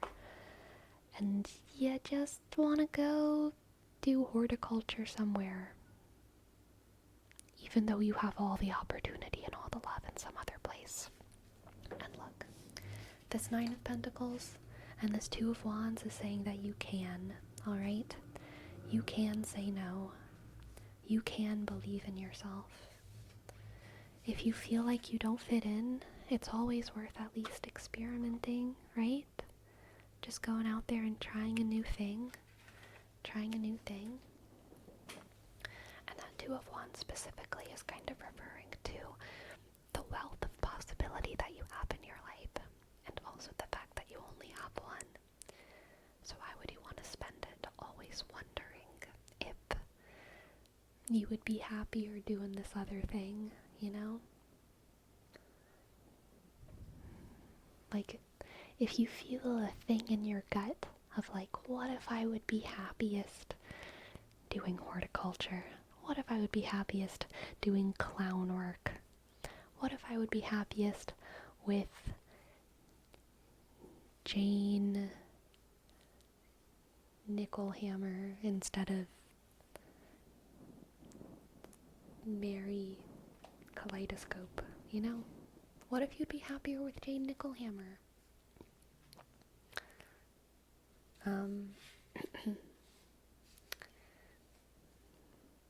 It's okay to say no. It's okay to say no. And figure out who you are. And you can slay out there, Prometheus. You can absolutely slay. I still want to pull more cards for you, though. I want to pull 2 more cards. And then an oracle card. We have the Chariot. And we have the Justice. Justice, Justice. Justice, Justice, Justice, Justice, Justice. Okay. The Chariot and Justice. Very clear message. Just telling you that you can excel in whatever it is that you decide to do. You have an air of excellence. We also got that air of excellence with the Strength card that we pulled for you and that 9 of Pentacles. You have an air of excellence. You know that. You don't need me to tell you that. This tarot reading just told me that. To give me more context. You know you have an air of excellence. But it does feel good to hear. And you can do whatever it is that you set your mind to. Whatever choice that you make, you will find a way to slay. And again, we have Sagittarius. We've been pulling Sagittarius a lot lately, I feel like. Sagittarius, Sagittarius, Sagittarius. There we go. Sagittarius. Sagittarius, Sagittarius, Sagittarius. You will be loved wherever you go. You have excellence, and I think that you're probably witty as well, alright? You have a wittiness that makes people people in almost any space can enjoy your company. So not only are you impressive for a number of reasons, but you're a good person to hang out with. So even if you're going into horticulture and you don't have too much of a background in it, because you're a good learner, and because you're pleasant to hang out with, you arrive on time, you give good handshakes, you're gonna excel. You're gonna excel, and people will be so happy to have you in their community. Alright? People will be so happy to have you in their community. So yes, I think the major message of this reading is that having opportunity and privilege should never imprison you. If you have the privilege of your entire family being cobblers and owning the best cobbling industry in the village, and complete assurity that you too can be a cobbler, if you have that privilege, it shouldn't imprison you. It shouldn't force you to be a cobbler, because then it's not a privilege. If you have opportunity, Prometheus, and if you have privilege, that's good, and I'm so happy that you have that. But remember that you also have autonomy and agency and freedom, and you can slay doing whatever it is you want to do. Okay? You can slay doing whatever it is you want to do. You got this. Thank you so much for letting me read for you. I hope that resonates. I hope that resonates. I hope that resonates.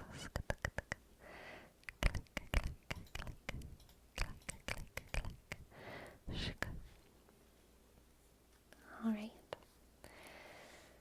Thank you, Atan. I thoroughly enjoyed every second of the reading. Good. I'm so glad. The oracle cards, is there one for each sign? There is, and then there's also other ones. I can't remember how many cards there are in this deck. I think it's like around 20, I think it's 24. So I think it's the signs and then 12 other cards that are not astrology related. But yes, there is one for every sign. And then more. Click.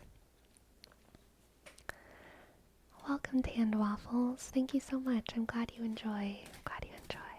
And hello, hola, rojas. Hola. Hello.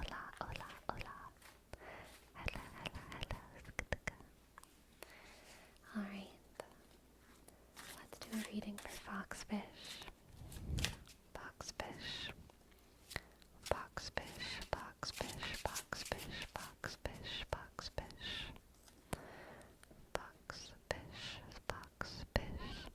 Hello, McJake. We have the King of Pentacles, and the King of Wands. Impressive. King of Pentacles, King of Wands, and the Nine of Cups.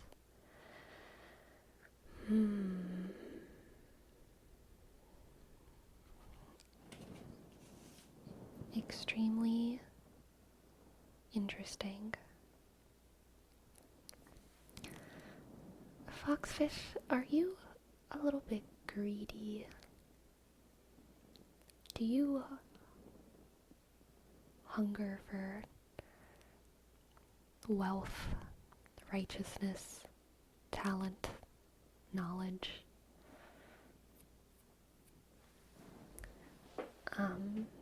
Because what I'm feeling from this is that you, Foxfish, have so much power, and with that power, so much responsibility, and you're handling it great.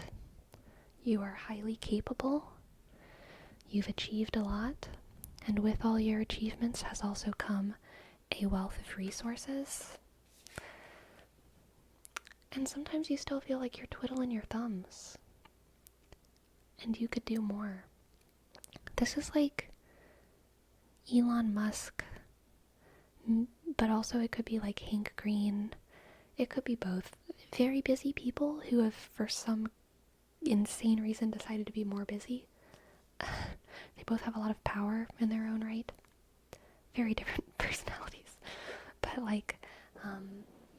you have so much power. You have so much responsibility. You have so much ability. Just, you can do so much. And I think you want to do more. Because you know you can. You know you can. So I think you're searching for that thing. And honestly, Foxfish, I'm gonna support that endeavor. For some people, just being the King of Pentacles is not enough. There's 4 kings in the tarot. Got the King of Cups, King of Wands, King of Pentacles, King of Swords, all very strong. I feel like you are hunting for more responsibility. And I think that the reason you're hunting for more responsibility is because you have a talent and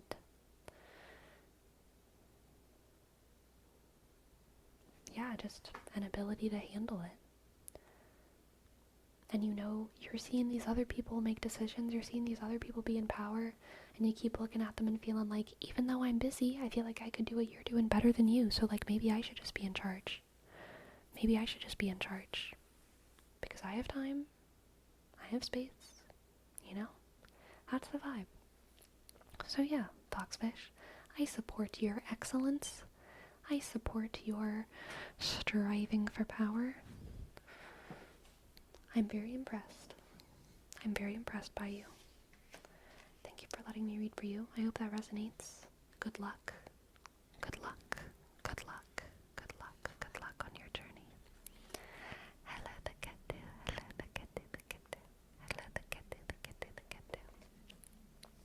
Alright. Now let's do a reading for Diego Saki.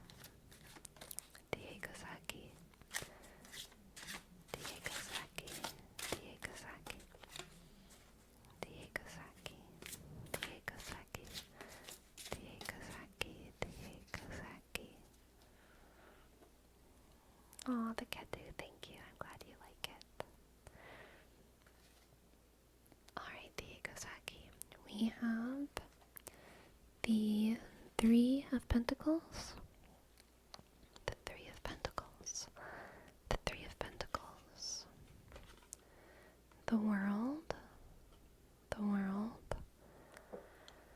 The World. The World. The World. The World. And the Queen of Wands. The Queen of Wands.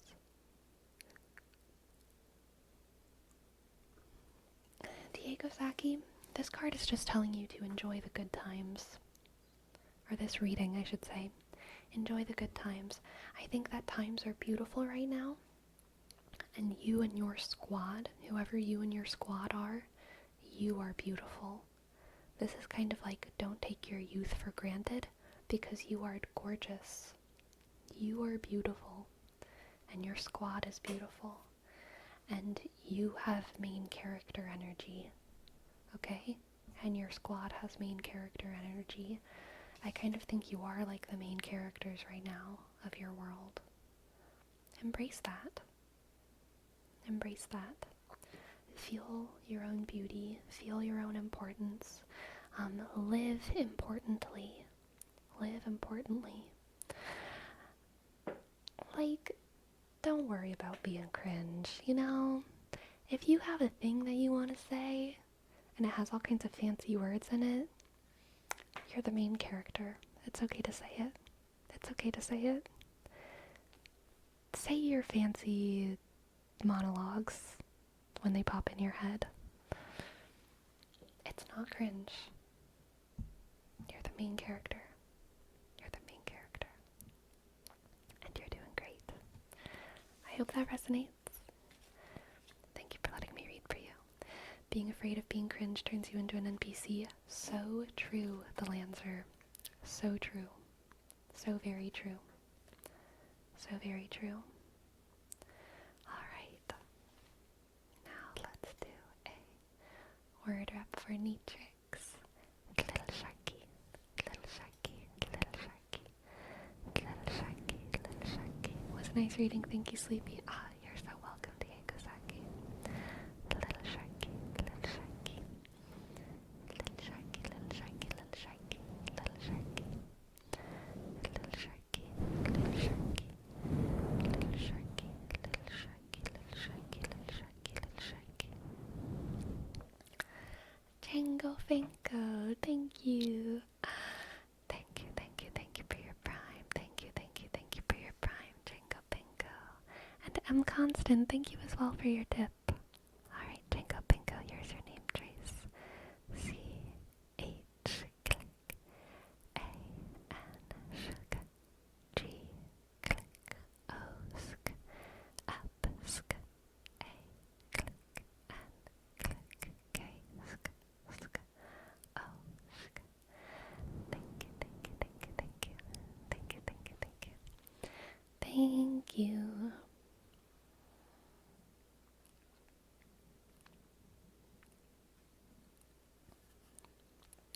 Yum. Yum yum water. Alright. Let's do a tarot reading for M Constant. M Constant. Oh, almost dropped a card there. M Constant. What do we have for M Constant? Tanned waffles, thank you.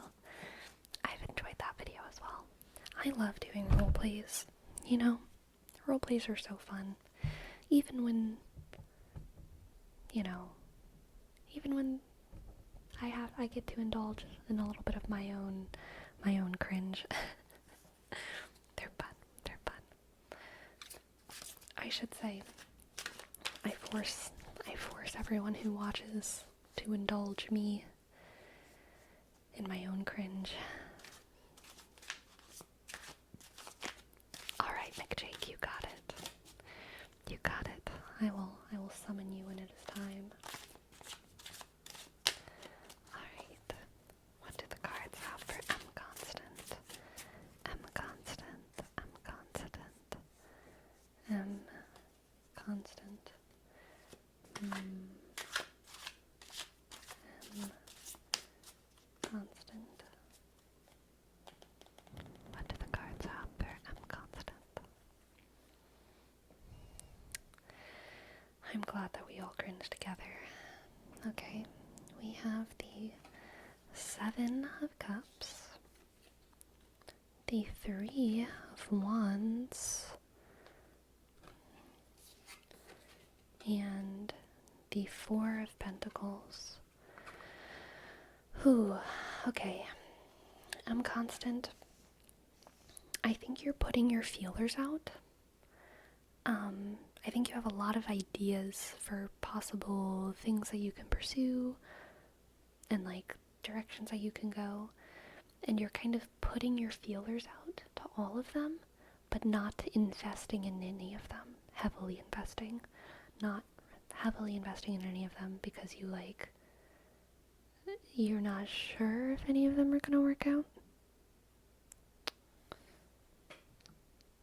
But if you don't heavily invest, or if you don't, have the courage to put out more than feelers, if you don't have the courage to dive in, I don't think any of those things are going to escape from the realm of ideas and possibility, right? You have what you need to invest in these different directions that you can go in life. You have what you need and you're not using it. Hedging your bets? Is that what that means? I have no idea. Maybe. But it's like you have what you need, so it's not like you don't have the resources or something to dive in. It's literally just like you aren't really sure which one is going to work out, so you're afraid to do any of them, even though if you just chose one and focused on it, then you would succeed. Okay, you would find success doing one thing and focusing all of your attention to it. Alright? Let's pull 3 more cards. We have the Tower, the Fool,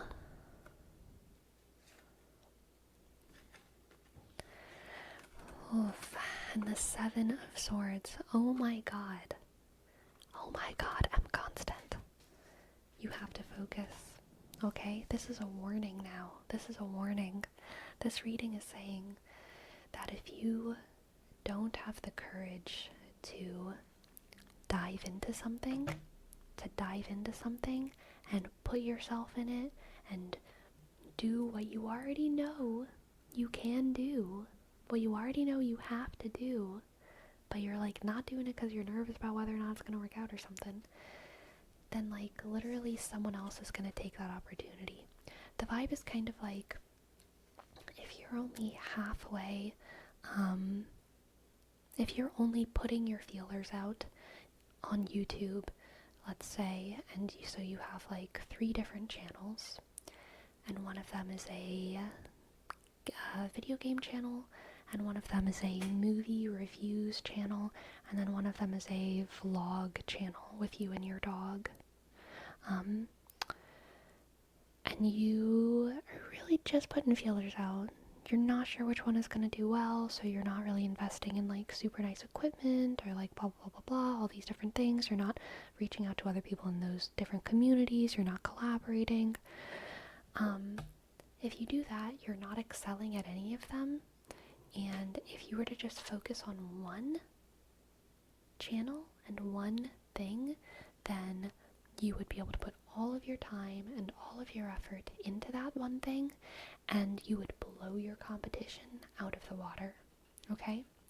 Because right now, you are competing against people who have more focused ambition than you, and they don't have more resources or more talent or more skill.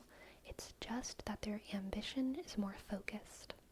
And so all that you have to do to succeed and to beat your competition is to have the most focused ambition, okay?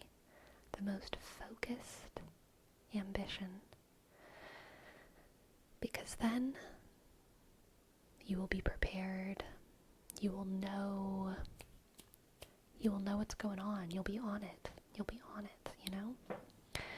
And you won't have to let all of these opportunities fall away simply out of your lack of commitment and your fear of diving in. You know?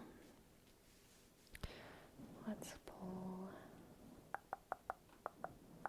2 more cards and an oracle card. We have the Hanged Man and the Chariot. Okay, yep. The way forward is to focus. The way forward, the way to strive ahead, is to be brave enough to handle the lack of immediate success for the certainty that consistency will serve you, okay? Consistency will serve you. You might not immediately invest in this opportunity and immediately get a major return on it, but if you are consistent, if you are dedicated, if you are committed, you will be striving ahead, okay? You will be building yourself up slowly and surely until one day you realize, oh heck, look at me. I'm a queen. I'm the one who had the most focused ambition. I'm the one who was brave enough to dive in. I'm the one who was passionate enough to put my all into this thing and reap success.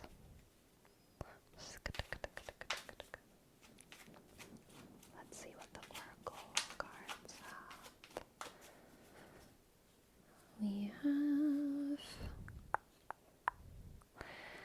illusion.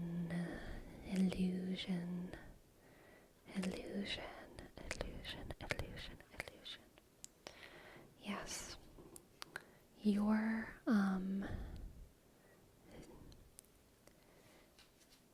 fear is keeping all of these ideas, these good ideas that you have. That's that 7 of Cups. All of your good ideas are being preserved right now as illusions, which can kind of feel good, right? If we have a whole bunch of good ideas, we can put them all in nice little jars, and we can say to everyone, I could have been a pro soccer player if I wanted. You know, I wrote a book for this writing contest, and it would have won, but I didn't submit it because I didn't have time, but it would have won. I could have,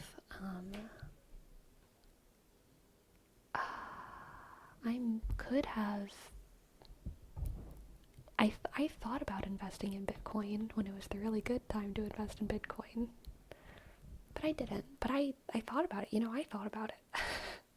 It feels kind of nice to have all of our good ideas in neat little rows and as preserved timepieces. But what feels better than illusions is actually doing shit, And it requires risk, because it requires submitting that writing piece.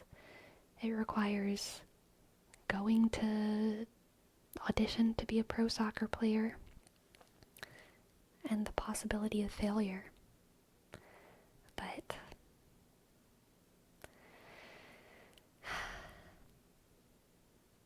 you might just become a pro soccer player if you actually try and don't just think that you could. You know? So, I'm constant, whatever it is. Be brave. Be brave. Brave the storm. Be brave. Be brave. Be brave. You've got this. I believe in you. Thank you so much for letting me read for you. That was a very fun reading. Thank you, thank you, thank you. Hello, Houdini. Hello, hello. And hello, Shiola Shatan. Hello, hello.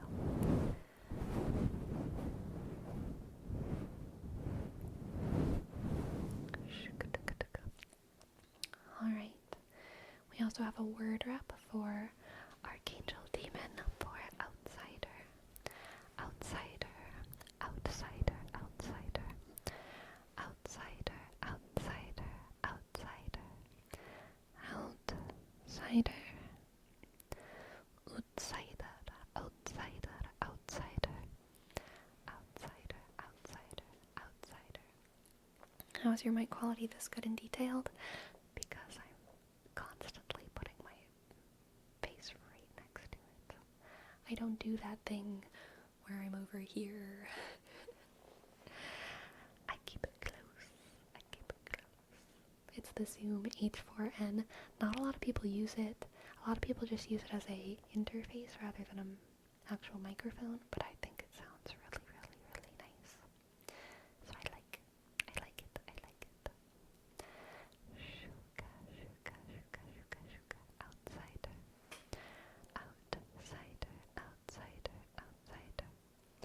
Outsider. Outsider. Outsider. You know, I was thinking like it would be cool to have like one of those 2 mic setups, and so I was looking up like good condenser mics and stuff for it, and I might still do that, have 2 mics, but then I realized like the condenser mics that I was looking at were like pretty expensive, and then I was like, if I'm gonna invest this much, why not just have 2 Zoom mics though? Why not just have 2 of these? And I can set them both to like mono but stereo, you know what I mean?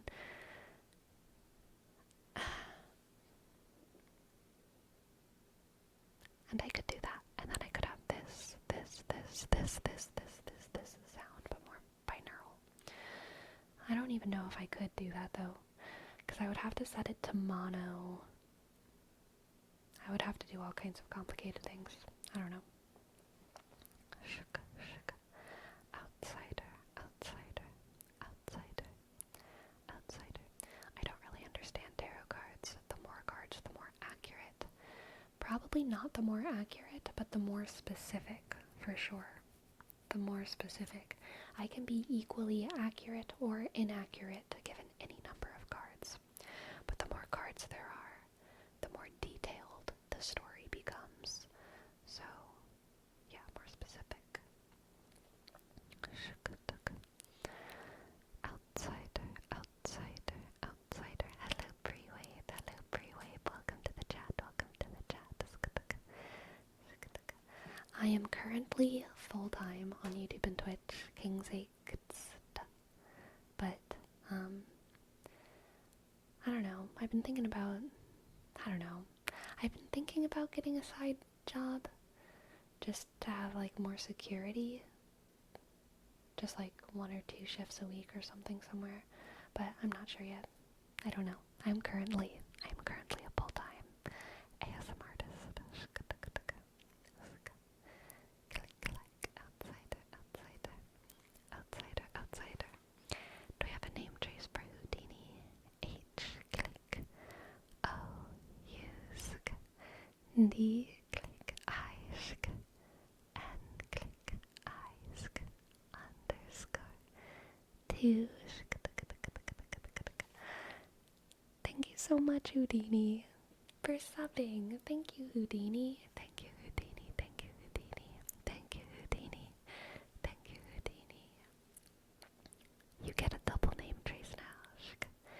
H, click. O, U, shk. D, click. I, sk.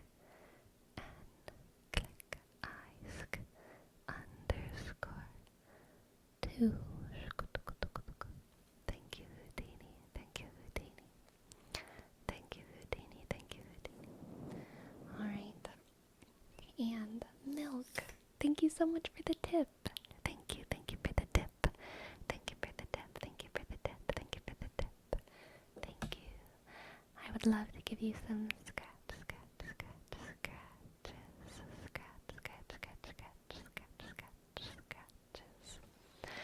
I'm Constant.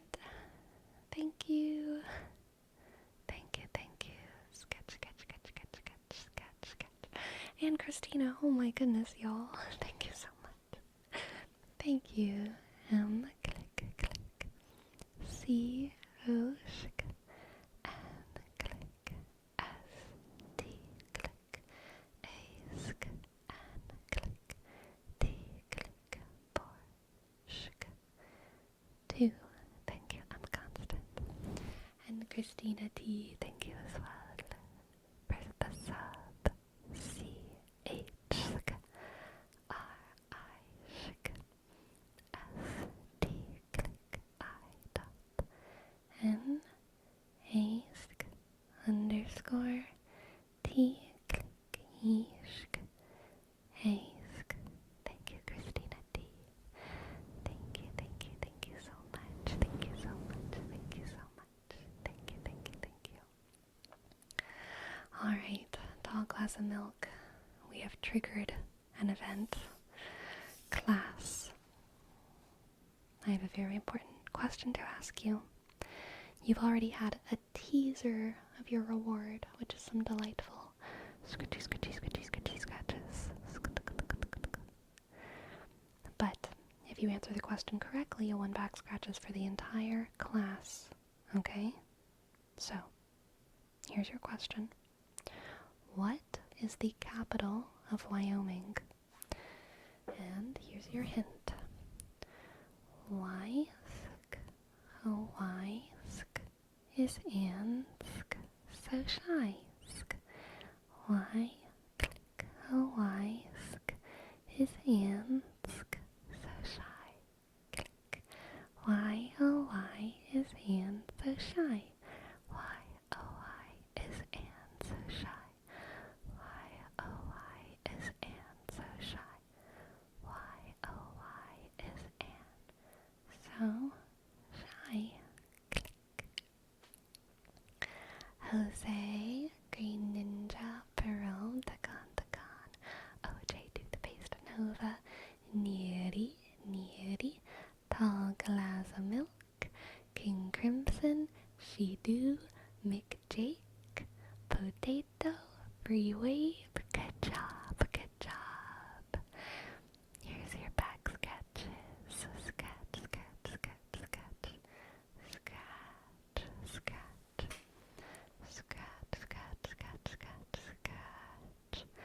Sketchy.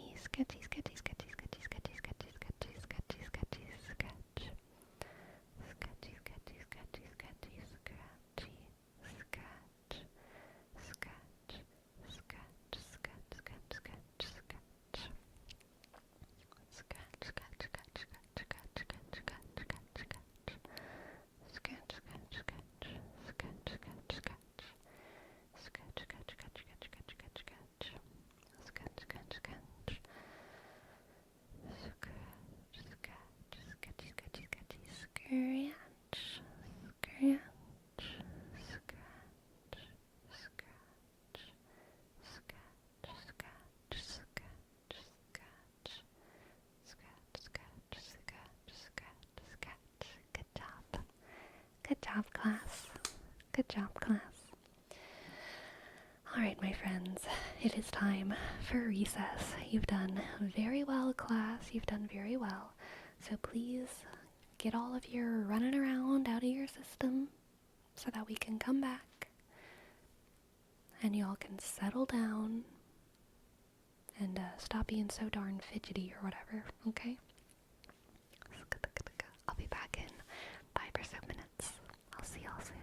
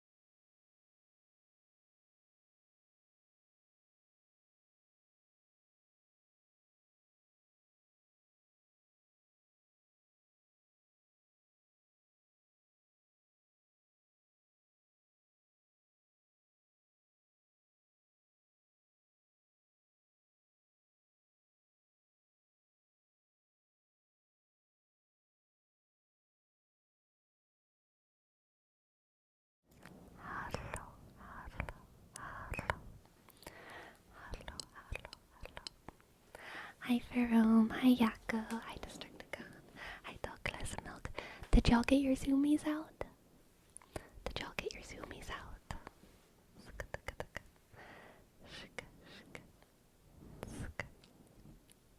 Battle of the Bots happened? Oh no. Oh no. Oh no.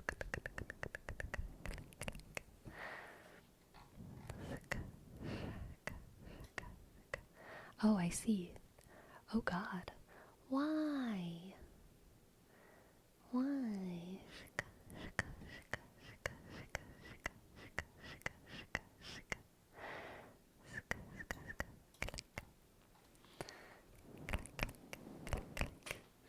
Sorry for the jump scare. Please. Hello, Yaka. Hello, Yaka. Shuka, shuka. Oompa loompa doopa dee doo. My pant leg was incorrect. It was really bugging me. I had to fix it. It was like going around my knee in an uncomfortable way. I've been working on homework for 7 hours.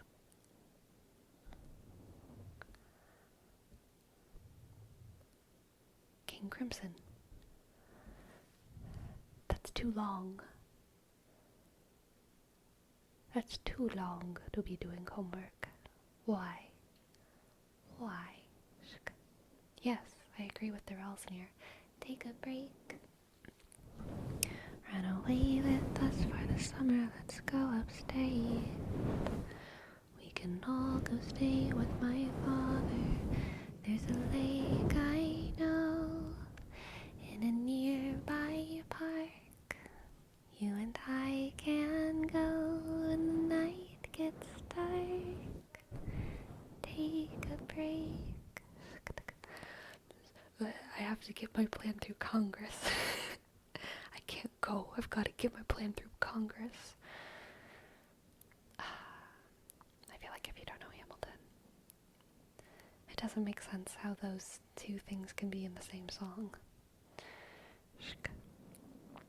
Sorry, I haven't been in stream much, my dears. I've just been busy around stream time. Ah, Yakko, that is okay. That is a-okay. That is a-okay. My last assignment is a 500-word response before midnight. No, 500. Psh. What's that? That's like a paragraph. Easy. Easy peasy. I could write 500 words in 10 minutes. But I'm assuming it has to be, a smart 500 words.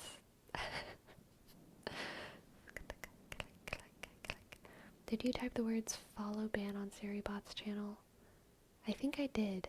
I know I did join, and then I did what everyone else was doing, which I think was follow ban.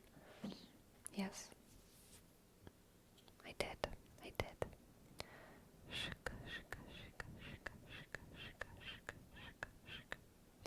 Probably have to grant some permissions to it. Well, it's a mod. It is a mod.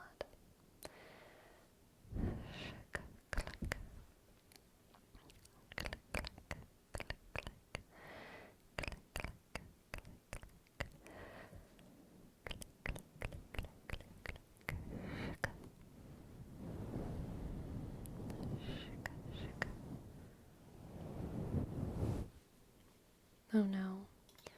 What is Seribot doing?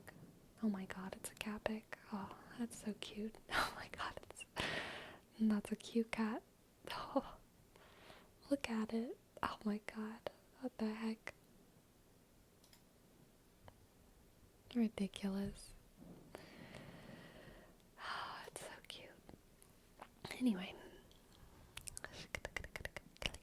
Last night, I played some good games of Hearthstone Battlegrounds. I think my MMR is like 6,300 now.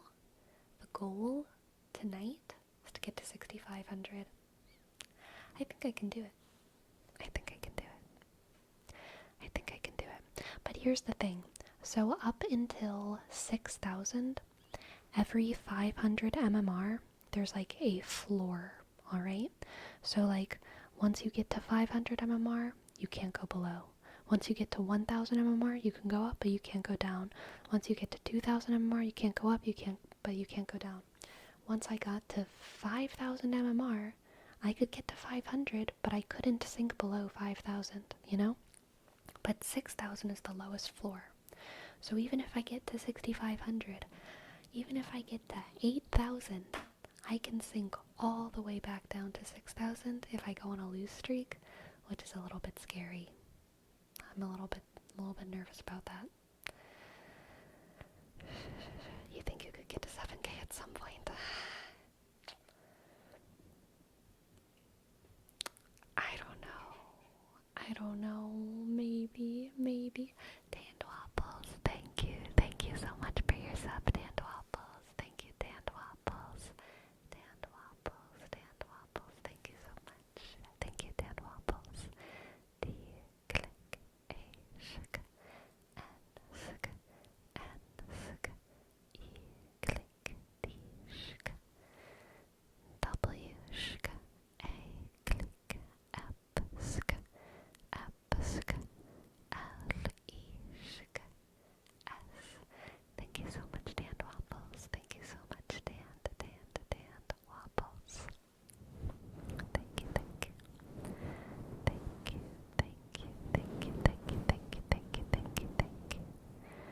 Shka, shka, shka.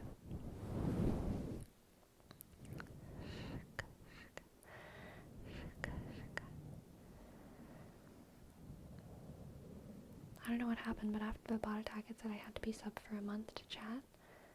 Oh, are we on like a safe mode thing? What's happening? Any goals for getting the 500 or just a happy number? So, 500 is about what I made my first few months streaming. I was averaging around like 600 subs, and then my subathon month I had a ton of subs. It was like crazy, and then after that it went down significantly, which is understandable because so many people subbed during the subathon. And so now my goal is 500 because I feel like that is it's like a reasonable expectation if I am to be like a full-time person. Basically just for like, so it's just like a maintenance. It's just like a maintenance goal. But once I do hit 500, I might do something special. But it's not going to be like a major big reward. It's just going to be a little something silly and a little something special.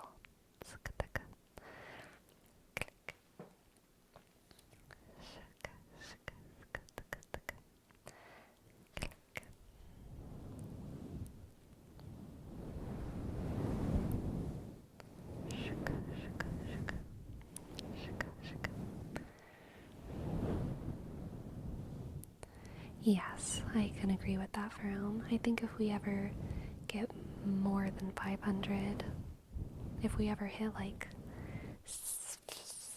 550, 600 territory, that's like full bonus stream kind of material reward right there, okay? That's, or like a themed stream or like, you know, something more substantial, for sure. 500 is just a hopeful maintenance thing. 666, thank you for your sub. 666, 66666. Thank you, 6. Click. I-H, click. G-sk, C-I.X. Thank you so much, 6. Thank you so much, 6. Thank you. Click. How long have you been on Twitch? So about 2 years, except I like quit for like almost one of those years. I mean, I didn't quit, but like I started like 2 years ago, but for like 10 of those months I like wasn't here. So probably like a year and a half if I count the time that I've actually been streaming.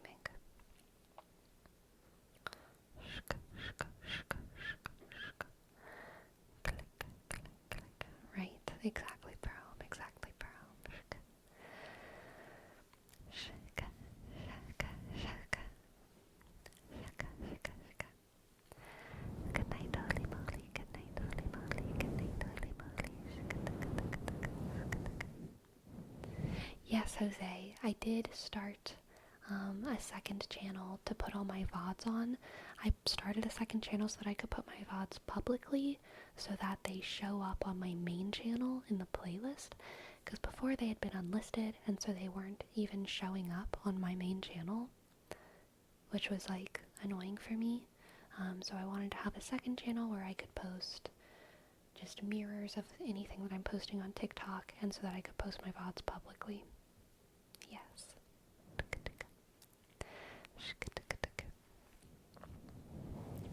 Hello, bitch. Hello, bitch. Hello, bitch. Hello, bitch. Hello, hello.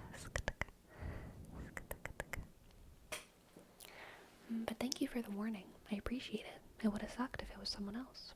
That would have sucked. That would have really bitten.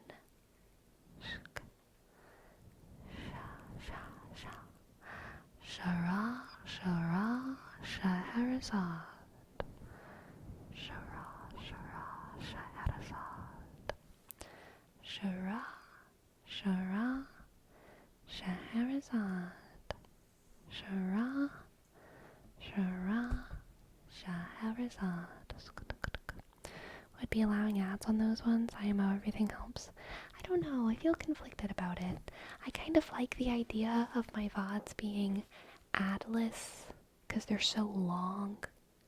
Maybe I could just do a pre-roll and a post-roll, I guess. But, like, I definitely don't want to do mid-rolls for ASMR content. Yeah.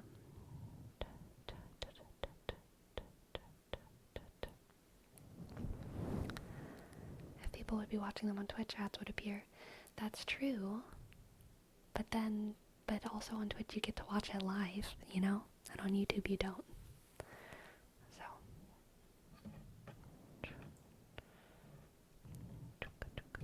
And like, I know a lot of people watch the VODs to fall asleep.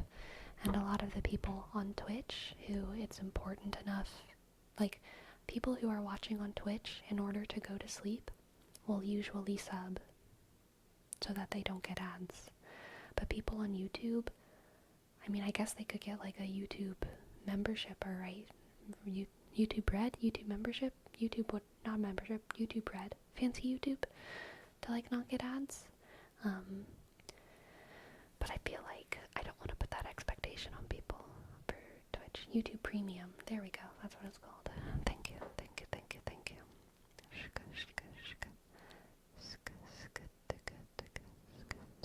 Clickety clack. Clickety clack.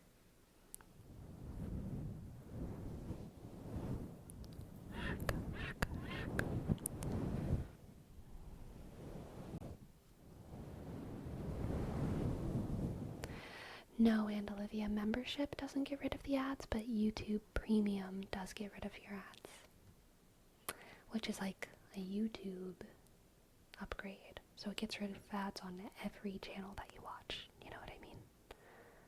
Click, click, click. Click, click, click, click.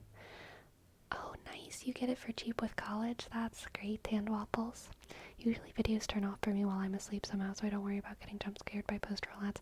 I'm just a crazy deep sleeper, honestly. So, like, I post-roll ads just don't bother me. I'm lucky. I'm lucky. They just don't affect me.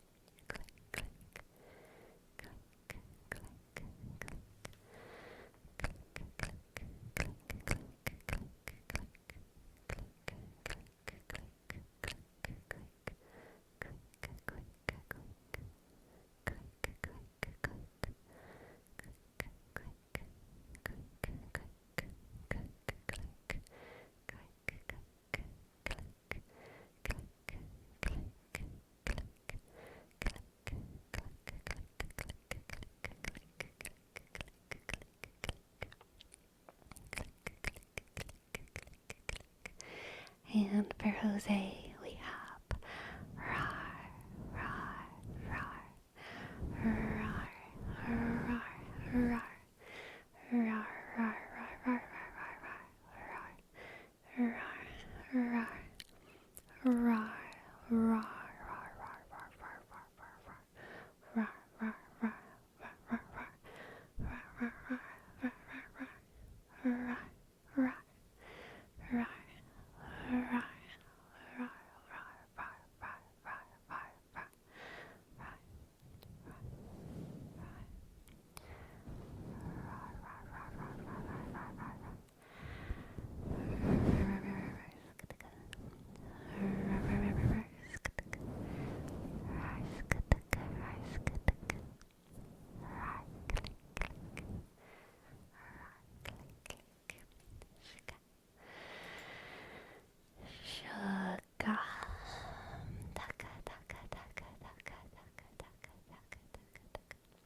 Alright, Perome, what can I read for you?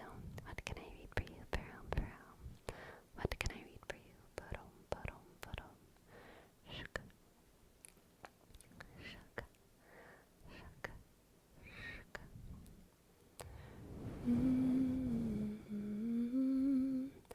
Nightlight by Silver Sun Pickups.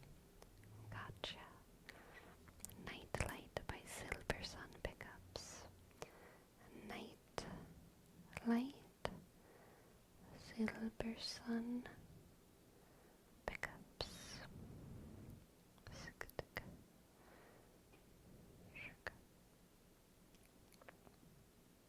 Alright.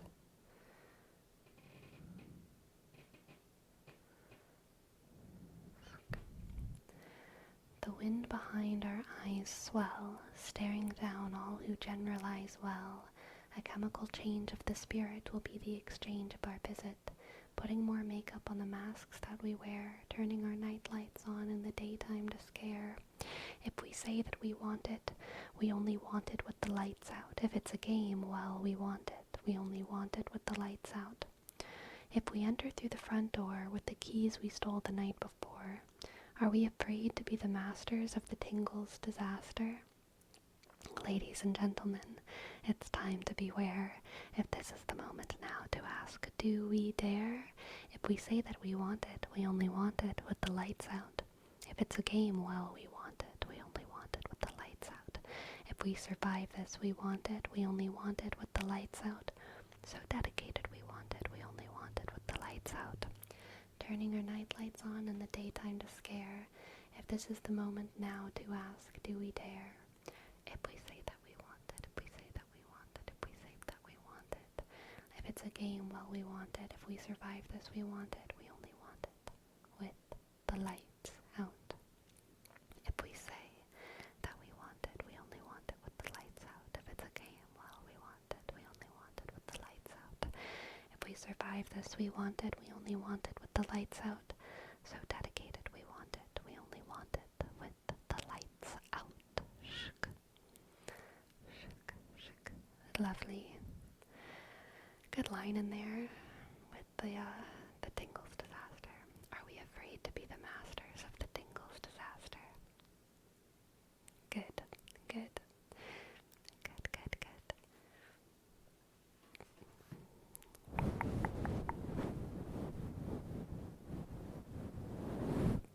Alright. And now we have a name trace for Ryan of Sunshine, Rayanne of Sunshine. What a glorious, glorious, glorious username. R, click, click, A-sk, Y-sk, A-sk, N, click, N, click, E-sk, O-sk, F-sk, sk, S-U-sk, N, click, S-H, click, I-sk, N, click, E-sk, Rayanne of Sunshine, Rayanne of Sunshine, sk, thank you, thank you, thank you, thank you. And welcome back, McJake. You did not miss gym talk. How was your gym sesh today? Did you go to the gym today? How was it? How was it? How'd you do?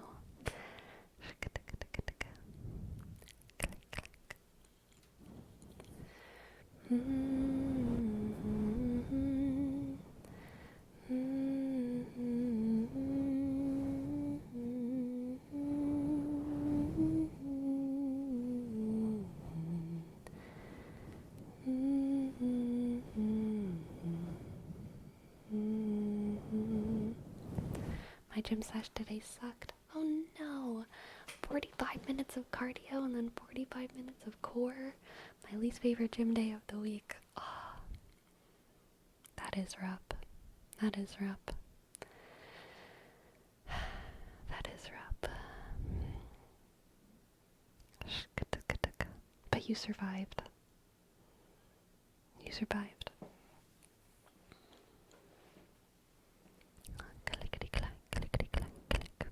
Maybe I'm not going hard enough. I never feel like I'm dead after the gym. I just feel like I'm like, I'm done. I'm done now. But I'm never like dead.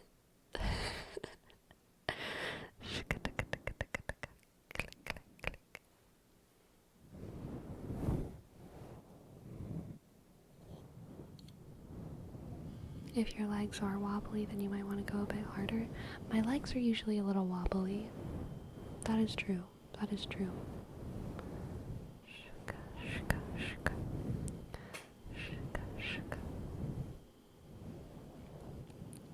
I should start going to the gym again. I stopped because of work and school, but the small amount of weight gain I got is disappearing already.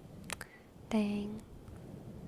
That's why I don't go to do the gym. Yeah, I'm gonna die in 2 years, but still. Oh, I don't know what the story is behind that, but I wish you well, the Lancer. I wish you well. You probably underestimate yourself. Most novice lifties do that, but what's more important is correct form. You know, I think that's probably true. You know, like, I usually try to do as much weight as I feel like I can do, like, 10 reps with, you know? But I think maybe I could do more weight and just have a really difficult 10 reps. You know? You know what I mean? I think I could probably try to do more. With some things. Not with all things, but with some things. You want really difficult 10 reps. Gotcha. Shka, shka, shka. Click, click, click. Click, click.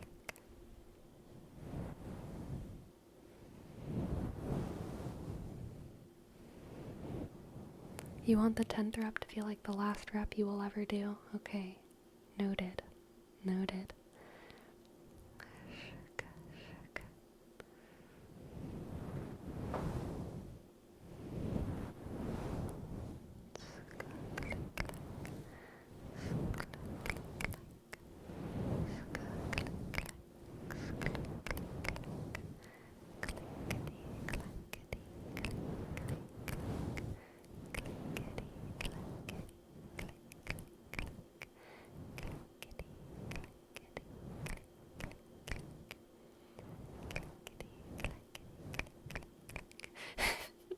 Make that 10th rep the last you'll ever do because you will be buff forever.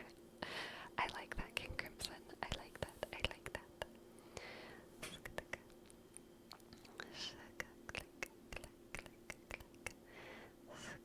Just hold the weight as it's going down. I do that. I mostly hold the weight as it's going down because I hate the sound of it like hitting the thing. So I'm like, I don't want it to hit the thing. I don't want it to hit the thing loudly. I don't want it to hit the thing.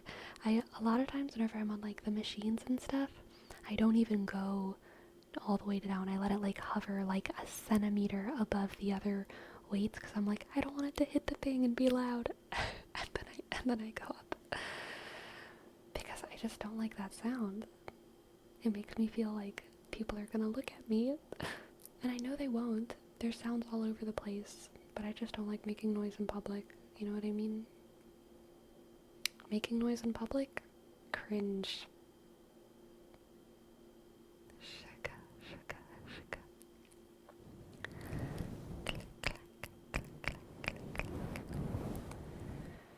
miss the gym. In theory, I could live at home.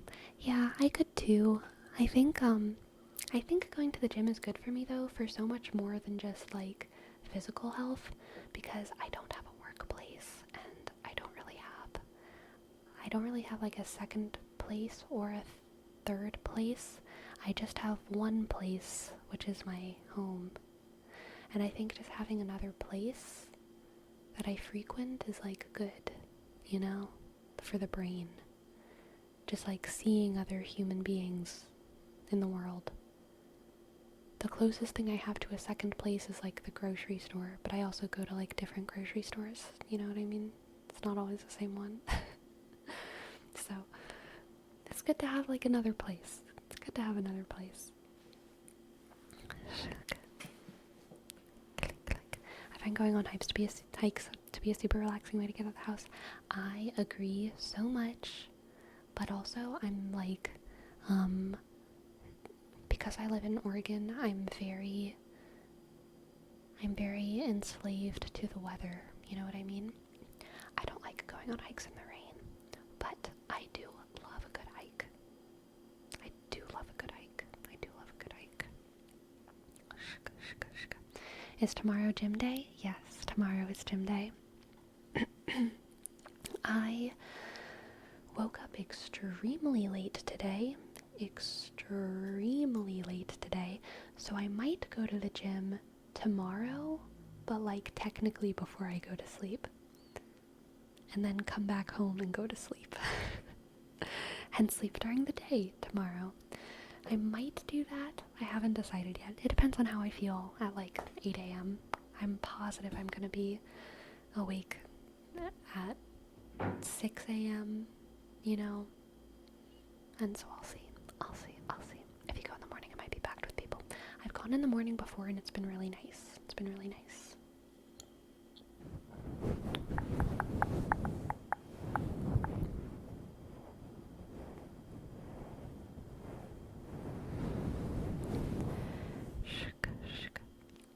Love Oregon, moving to Bend soon.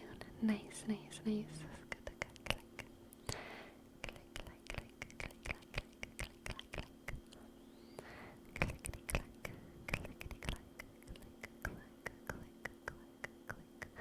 Did I? Oh my goodness. Barone, thank you so much for telling me. ¿Dónde está?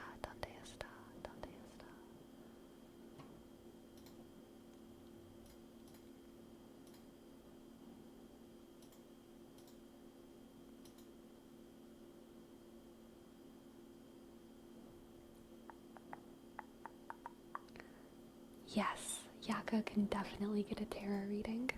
Thank you, Six. Alright.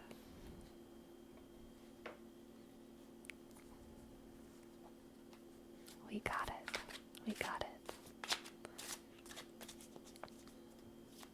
Let's see what the cards have for Yako.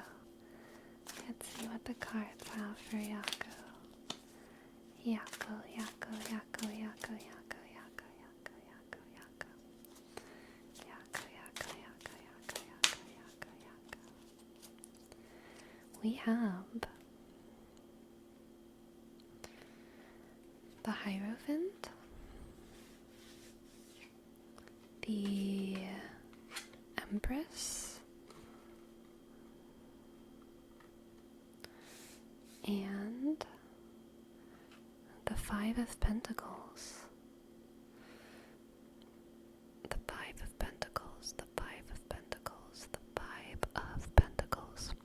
I feel, Yako, like you are feeling constrained by red tape and by the rules of the world. It's like you're just trying to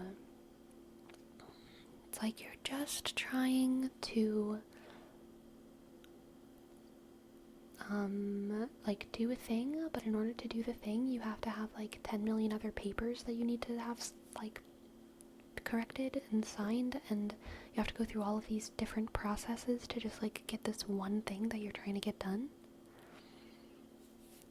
which is like fun whenever you're playing Minecraft, but it's like terrible when it happens in real life, when, you know what I mean?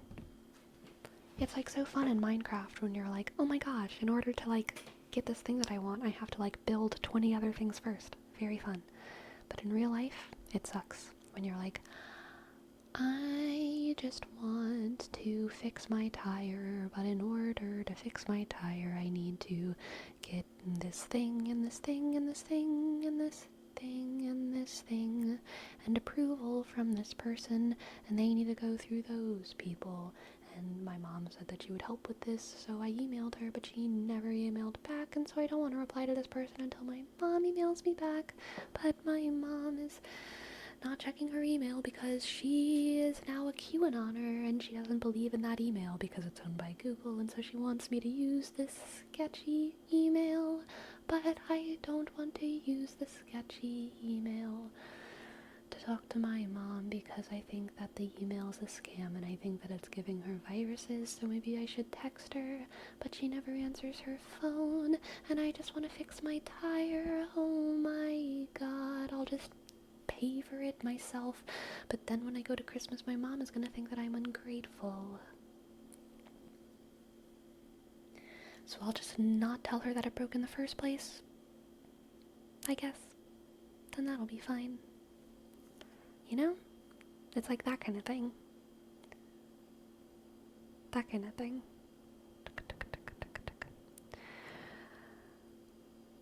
You're feeling inhibited. You're feeling like your natural zest for life and your joy for the world is being bogged down by all this stupid shit, by this stupid roller coaster of shit. You know?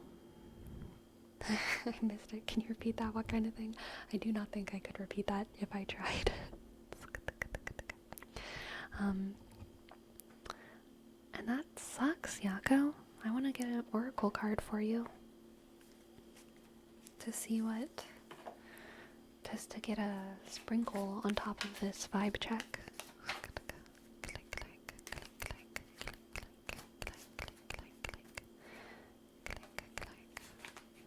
Let's see what the oracle has.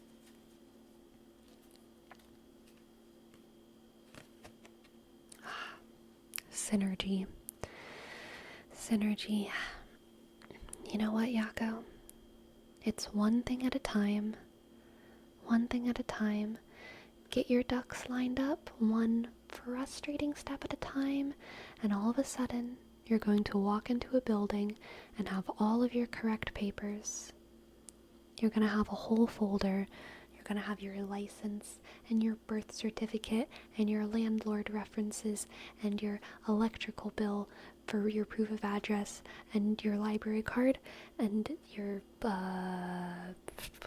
whatever other things that you need to have, your vaccine records. You're going to have it all in a folder, and you're going to be able to walk into any building and talk to anyone, and they're going to have to look at all your documents and say, I can verify your identity, and I can do exactly what you want me to do.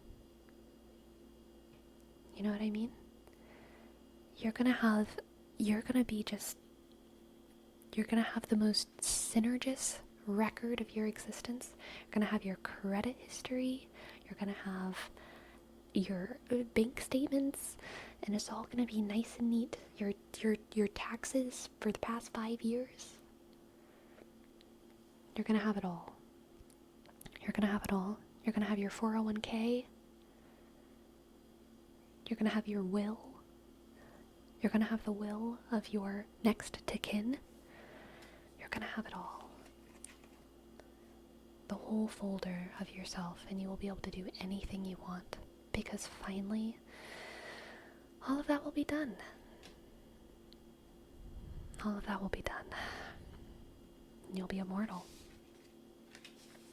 Okay? One step at a time. One step at a time, Yako. I believe in you. I believe in you. One step at a time. One step at a time. One step at a time. Click. Good night, Noba. Good night, Noba. Good night, Noba. Good night, Noba. Sleepy, does that deck have a tower card? We saw the tower card tonight. in someone's reading.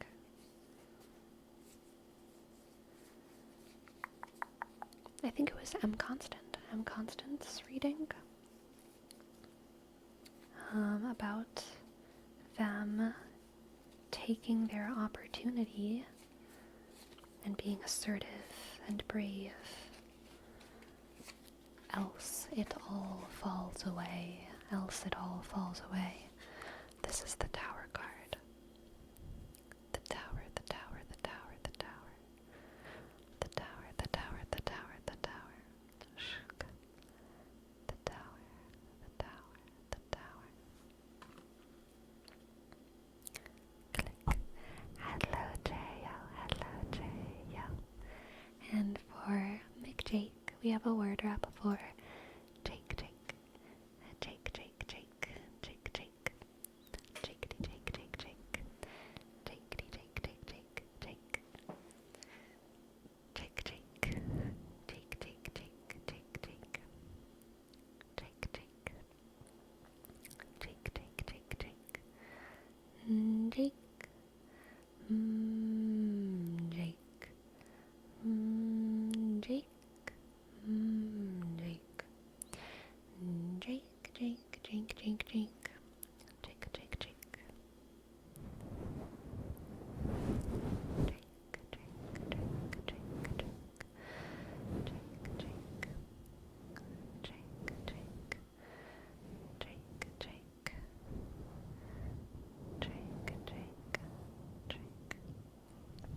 Nice Yakko.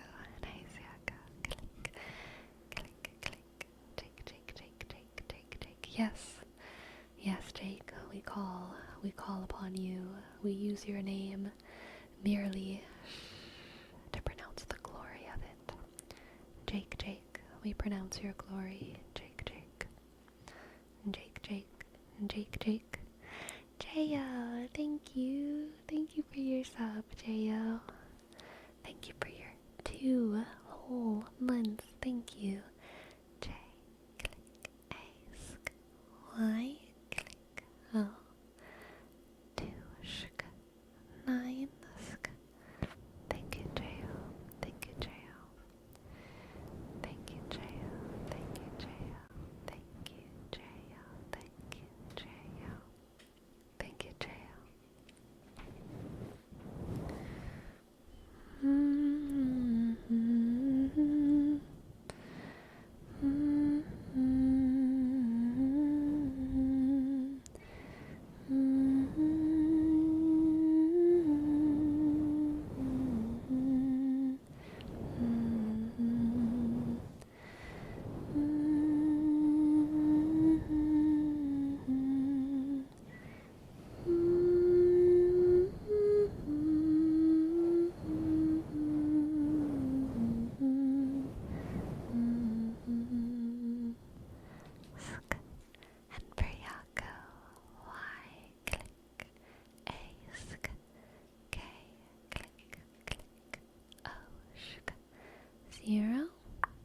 Zero, 4, click.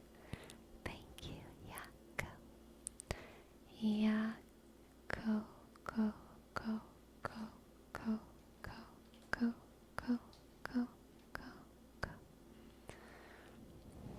Oh, thank you, Jayo. That's so very nice of you. Thank you. You're welcome. Click.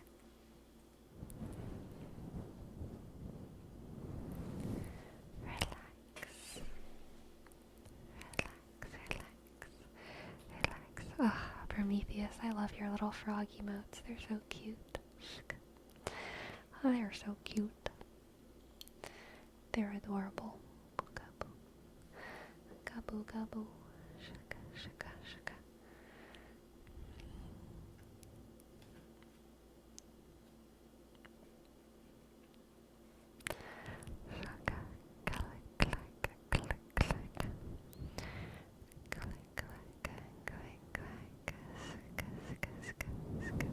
Aw, Yakko has frog emotes too. Anyone who has frog emotes, can you use your frog emotes? Your best frogs. I want to see everyone's best right now. Give me your best frogs. Oh my god, look at them all. Oh, they're adorable. Oh my goodness. I love them. I love them. I love them. I love them. Ah, amazing, amazing, amazing. They just keep coming. Aw, Nappy the plug, that's so cute.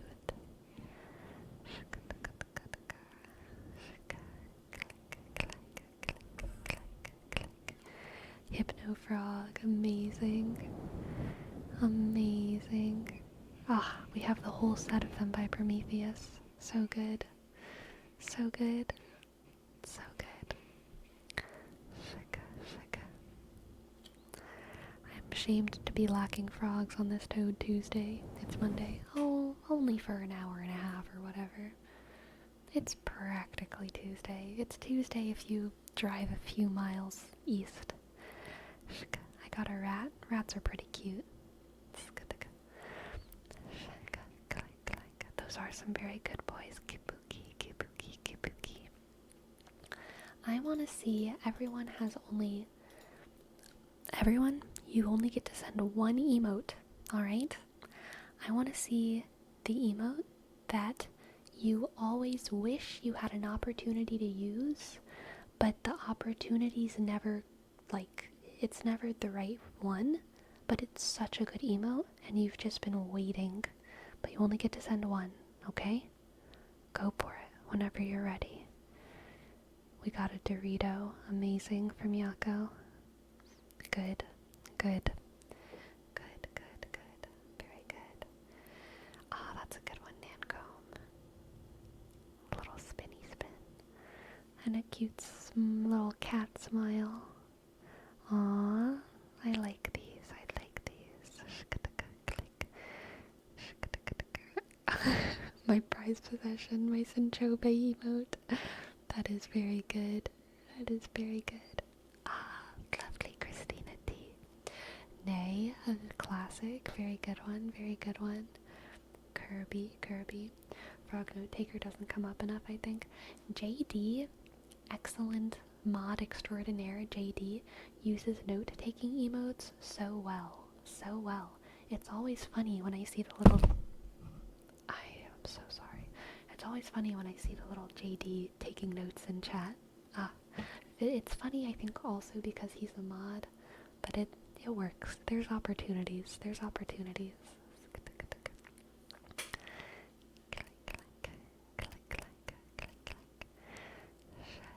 Shaka. That's a cute one. Avalanche throws. Good, good, good. I like that one, CEO. It's very good. Note-taking emote after someone says something sus. Love it. Always makes me laugh. Yes, same. Destructicon. Absolutely same. This is my other note-taking one from Critical Role app that I like a lot. Nice. Good, good, good. You know, I never got into Critical Role, but, it's one of those things that I could have, you know? It's in my shelf of my jars of preserved opportunity that I never did. I could have watched all of Critical Role or listened to all of Critical Role. I could have, and I would have enjoyed it, but I didn't. I know that I would have liked it with quite a bit of certainty, but I just didn't do it, and I don't think I will. But I could. I could. I have one piece problem with it, because I didn't get into Ono's early. I don't want to demote 5 years of my life to catching up. Yes, same. I don't want to devote 5 years of my life to catching up. Exactly.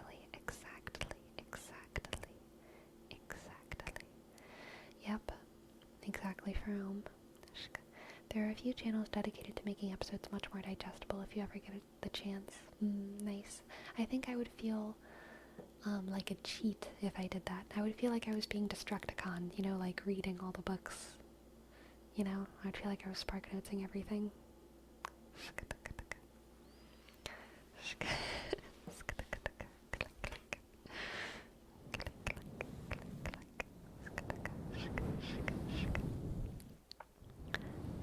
I'm gonna post so many spoilers in the book channel. I mean, like half-baked Spark Notes spoilers. Go ahead. Do you think I'm afraid of your, like, little Cliff Notes, whatever things going on?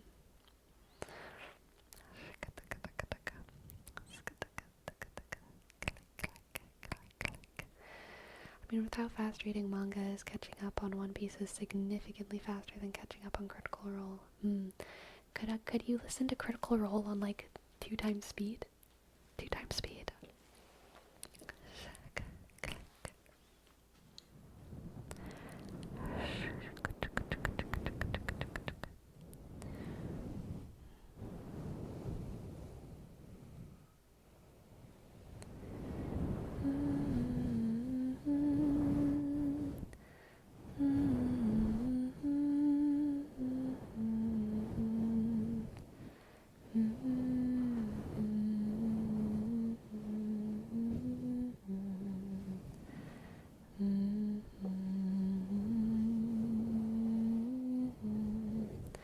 You could watch all of One Piece and The Simpsons combined twice and still not even get through the main campaigns. That's without one-shots and other specials as well. Dang, yeah, that's a lot. Destructicon, you gotta slow down, Okay, y'all, so I was on for like the past maybe week or so, I've been on like the Lord of the Rings lore side of YouTube. I've been binging this one girl's Lord of the Rings lore videos. Her name is Jess of the Shire, I think. It might be Jen of the Shire, but I think it's Jess of the Shire. And she does really good Lord of the Rings lore videos, and I've been just watching them so much, and I've loved them. But because I've been watching them so much, Harry Potter lore videos have been coming up on my page. And I've watched a couple of them, and man, is it like a, man, the Harry Potter's, the lore is so shallow. I feel like compared to Lord of the Rings, which, like, obviously that's the way it was, but I was listening to like this Harry Potter Fury's iceberg video, and I was like, these aren't even interesting, which makes sense because I think Harry Potter's written for a younger audience. Maybe they're not supposed to be as like profound, but I guess I kind of forgot how surface level so much of the lore in Harry Potter was, you know? I forgot. Harry Potter has the lore of all time. The lore? I feel like there's a word missing here, King Crimson. I feel like there's a word missing here. The something lore of all time? Or do you just mean it has the lore of all time? The lore of all time, as in Harry Potter. I mean, isn't Warrior Cats also aimed at children? Yes, but Warrior Cats doesn't have, like, lore videos, like 3-4 hour lore videos dedicated to it. No one talks about Warrior Cats as if it has good lore. And it doesn't. It's not a lore story. It's all right there. There's a very small bit of lore, but like, not really. Are you telling me Harry Potter is a 700-page nothing burger? I mean, lore isn't everything. I don't want people to think that this means Harry Potter doesn't have any depth or any emotional whatever or any mythical whatever. It definitely has emotional whatever and mythical whatever. It just doesn't have that kind of lore, you know? Like the magic system is like why does it all work? Who knows why magic works in Harry Potter?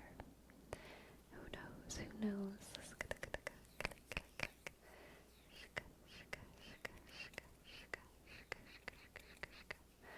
Oh, is that a thing, King Crimson? I didn't know. If something is average, you remove the greatest and greatest of all time. Gotcha, gotcha, gotcha, gotcha, gotcha, gotcha, gotcha, gotcha, gotcha, gotcha, gotcha. J-O, what can I read for you? What can I read for you? What can I read for you? J-O, J-O, J-O. J-O, J-O. Daylight come and me want to go home. J-O, J-O. My YouTube homepage is insane, Jerome. Let me pull it up. Let me give y'all a taste of what's on my home YouTube recommended.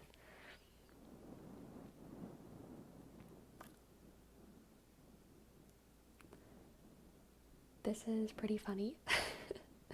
So, first video, Brittany Simon. By Brittany Simon, title, Robert Sapolsky doesn't think free will is real, based on science.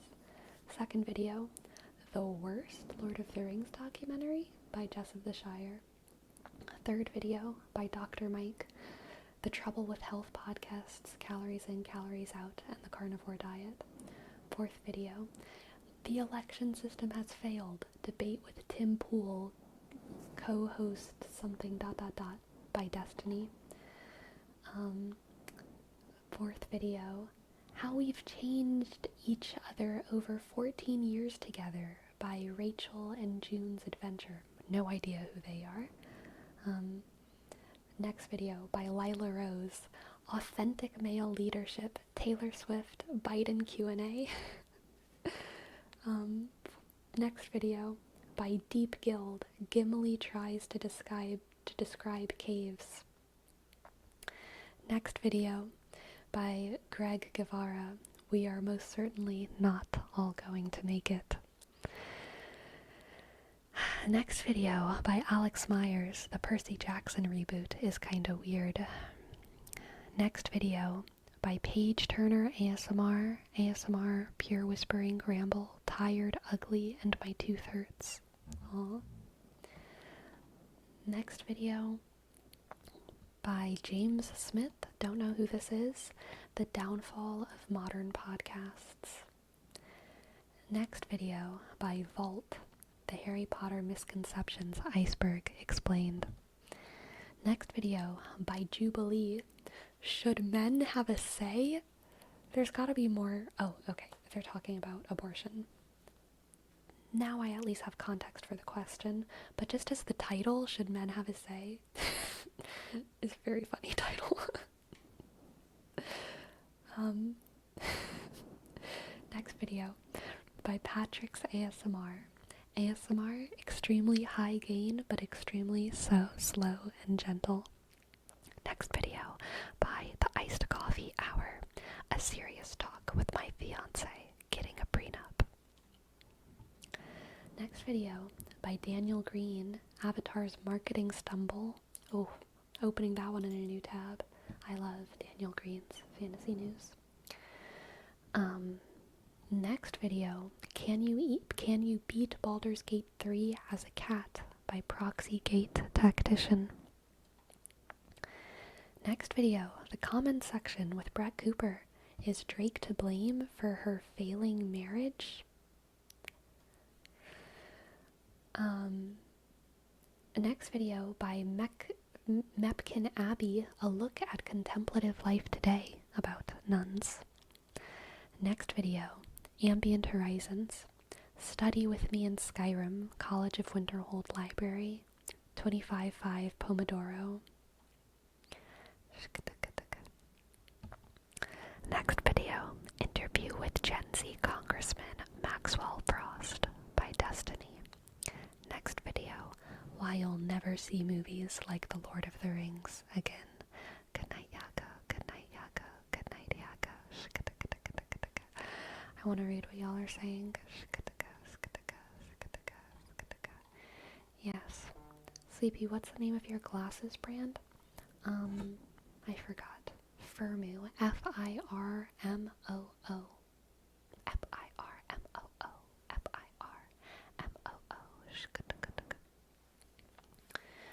Firmoo. Next video, How the Supernatural Finale Betrays Its Characters, by Kath Clark. Next video, I'm not gonna say that one out loud. There's prejudice in the title. Wild. Next video. 1 in 100 Oliver's VSD diagnosis and an update from us by Elise Myers. Next video, helping you get the best sleep. Loving personal attention, singing, face-touching ASMR roleplay by Chrissy ASMR. Next video, ASMR invisible scratching and plucking with unpredictable layered sounds by Alida ASMR. Next video, investigating the origins of fantasy by Jess of the Shire. Next video, songs as conversations, Go the Distance, Hercules / Defying Gravity, Wicked. Next video, ranking every follower in Skyrim. Next video, the Pope Francis End Time Apostasy, Jonathan Kahn Refuted by Reason and Theology.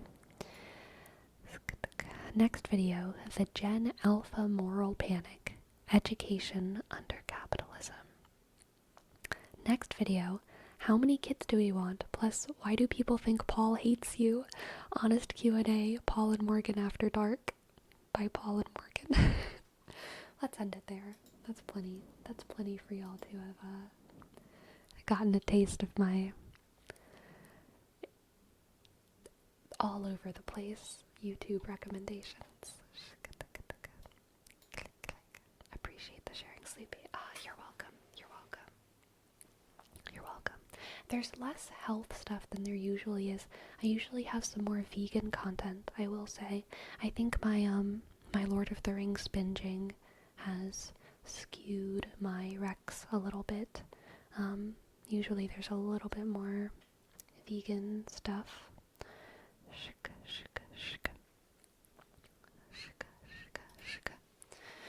We also have a name trace for Kirtland's board. Okay, click, click.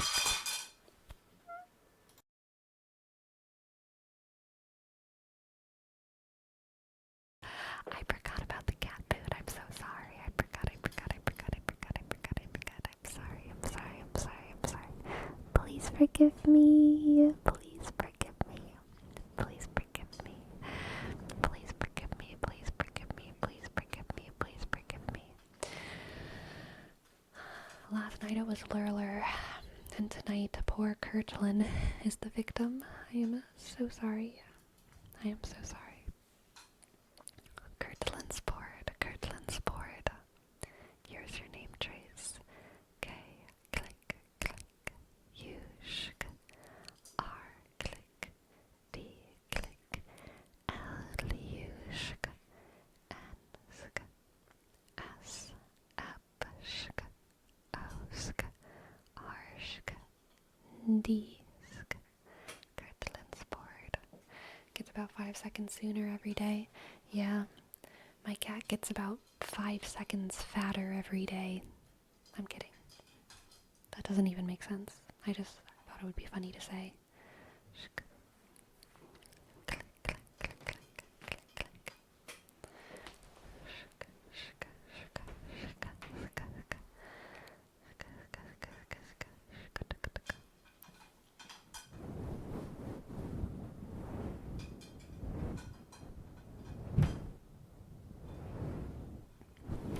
How'd you come up with the name Gracie? I did not. She used to belong to my ex-roommates, and they gave her to me. I weppy. Here's your name trace. I click W shk H shk E click B shk Y. Thank you. I weppy. Prime token is 100% correct. I was like peripherally interested in VTubers for like a week, and because I was only peripherally interested in them, they were the only videos that I saw for like months.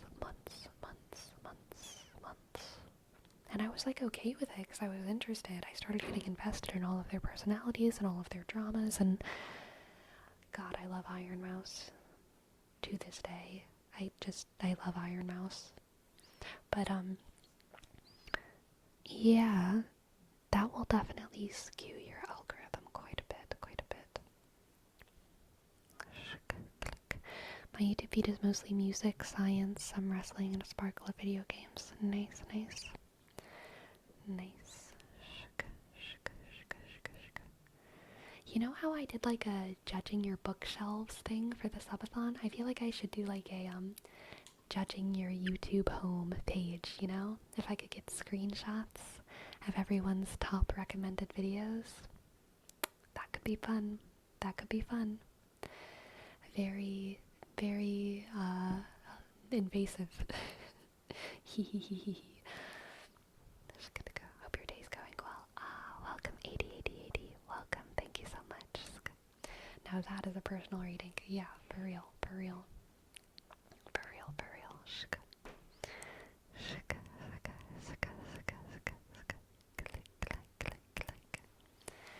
Honestly, I would worry more about all of y'all than I would worry about me. Cause like, I'm not very judgmental. I know this is a place for all folks. This is a place for all people. But I'd be afraid that some of y'all would deeply disapprove of other of y'all's recommendations. You know what I mean? I don't know if I can trust y'all. I don't know if I can trust y'all to be chill about knowing who each other are for real. You know? Do I get bonus points if Jacob Geller shows up? Maybe.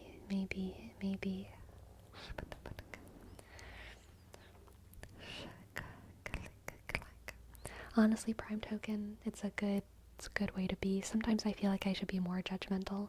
Someone can come up to me and be like, I hate you, and I'll just be like, oh, that's fine. That's fine. Hi, thanks for hating. I mean, hi, or you might not after a while. Hi. So it's probably good to be a little bit judgmental.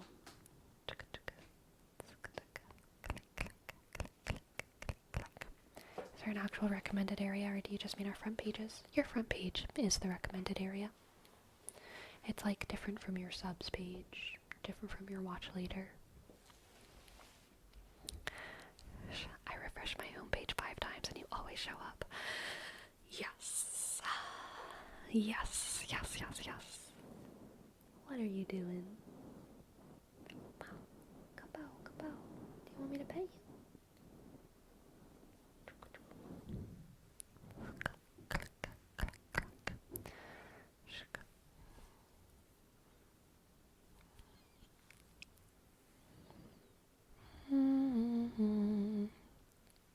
Is there something you feel ashamed to admit every time you present yourself to someone new? I tend to just not.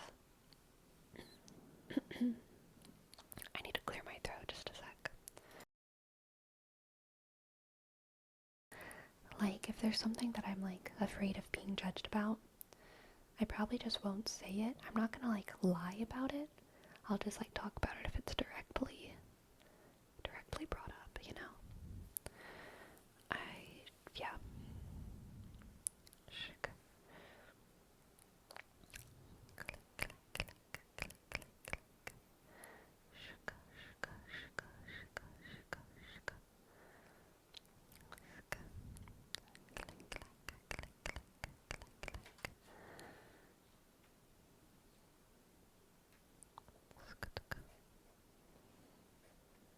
I have with me right now my cat comb. Do you want to get combed?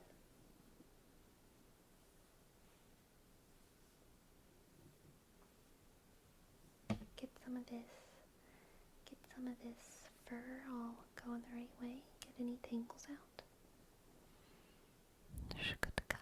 6, thank you so much. Oh my gosh, also thank you 6 for letting me know. Alright, let's do this tarot reading and then we'll do How do I love thee for the poem reading.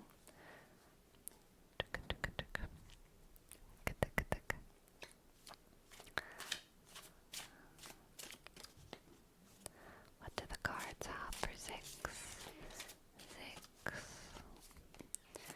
Six.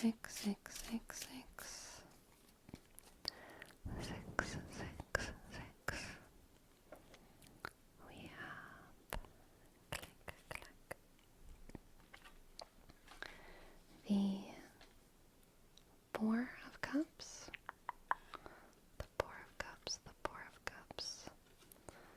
the Wheel,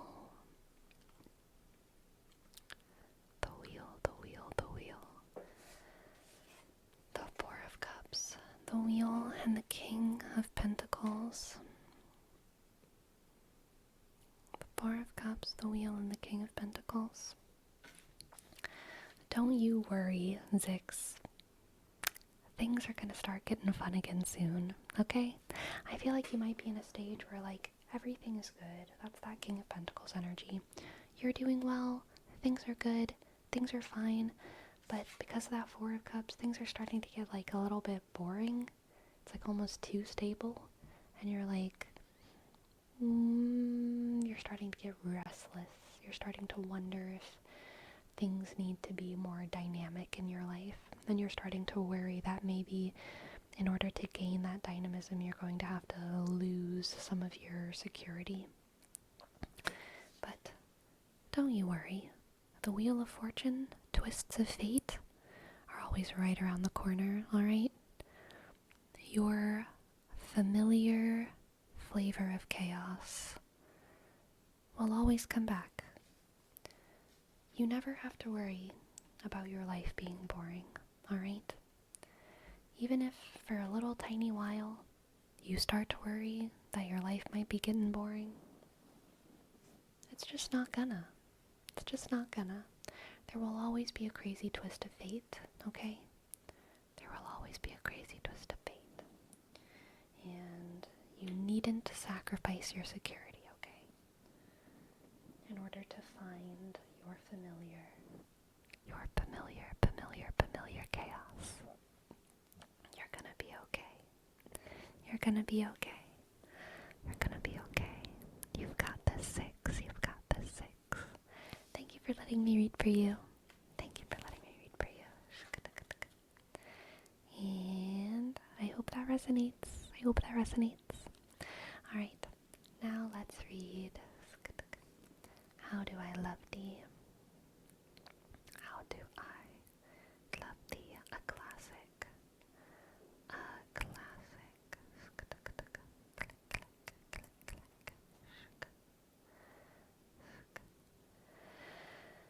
How do I love thee? Let me count the ways. I love thee to the depth and breadth and height my soul can reach when feeling out of sight for the ends of being and ideal grace. I love thee to the level of every day's most quiet need by sun and candlelight. I love thee freely as men strive for right. I love thee purely as they turn from praise. I love thee with the passion put to use in my old griefs and with my childhood's faith. I love thee with a love I seemed to lose with my lost saints. I love thee with the breath, smile, tears of all my life. And if God so choose, I shall love thee better after death. I shall love thee better after death. So beautiful. Thank you, Elizabeth Barrett Browning, for being based.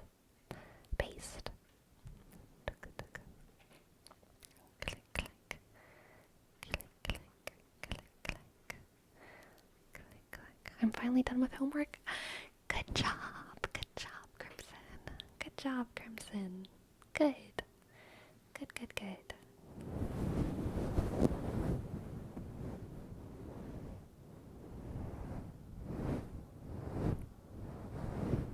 Are you proud of your 500 words?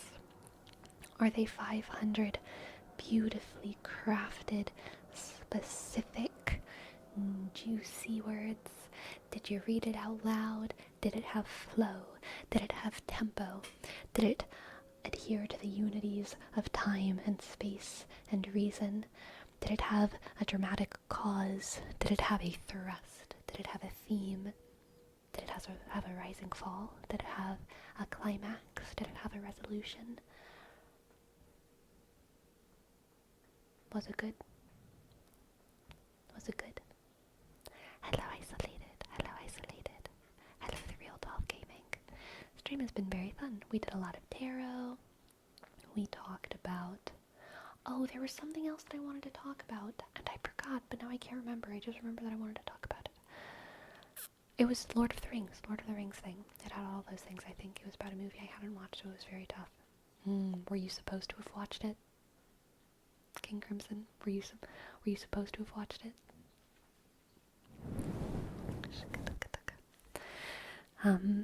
Let's see, what was I saying? Lord of the Rings, J.R.R. Tolkien. So, it is possible that... Okay, no, it's not. It's not possible. I'm just gonna say what's on my mind. I'm not gonna caveat it with silly disclaimers.